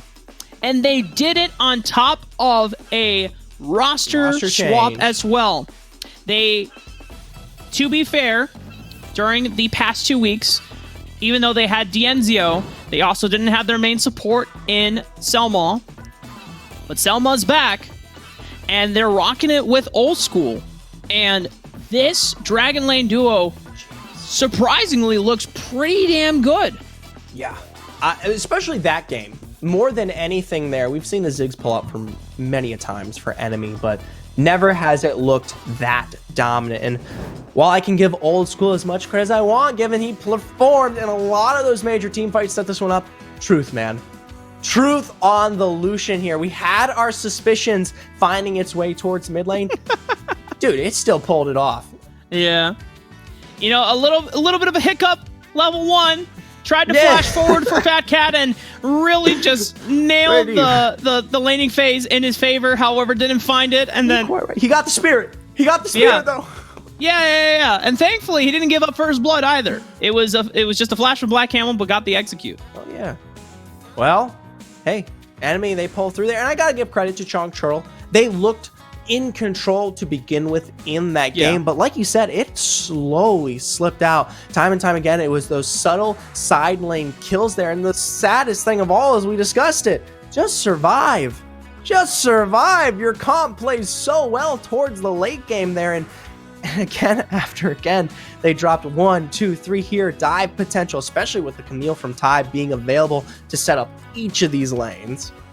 And I think in that game, Chonk Chortle, because they had the advantage, I think they were in a fine game state that they were able to play somewhat even and also either trading objectives or trading turrets. They got a massive amount of gold funnel for themselves through that those early plays.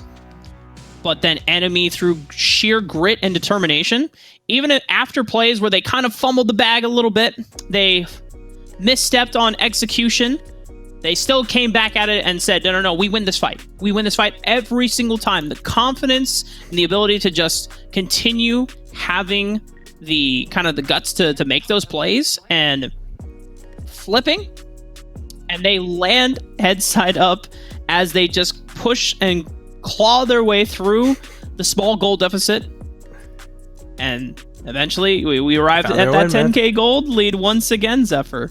Oh, and it was dominant after that point. At that point, enemy was completely in the driver's seat, and lo and behold, they find their way through, and they're graced with a victory here into finals. Their final matchup here against Chonk Chortle, going to award them that win. Now, when it comes to points, I'm not 100% sure that's going to guarantee enemy any placement into our top 3 bracket here. So I'd hate to say it, but maybe even in the face of their victory here, they are not secured for our finals in Rift Masters. That is insane. That's what happens when you've got the first 2 qualifiers and they don't go your way.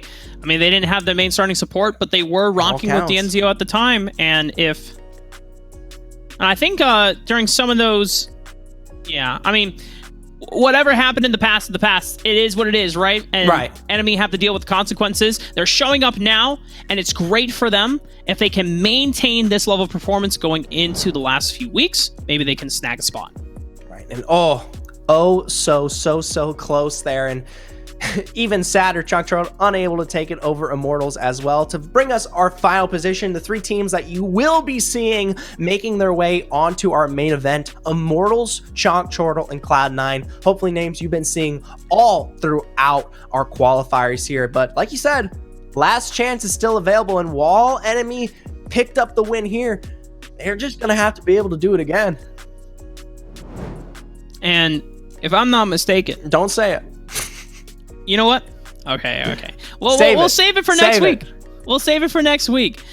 Well, ladies and gentlemen, this has been our 3rd week of the qualifiers for Rift Masters. Last chance qualifier is next week. And then the week after that, going into December, it will be the final playoffs tournament for Rift Masters for that final prize pool of $30,000.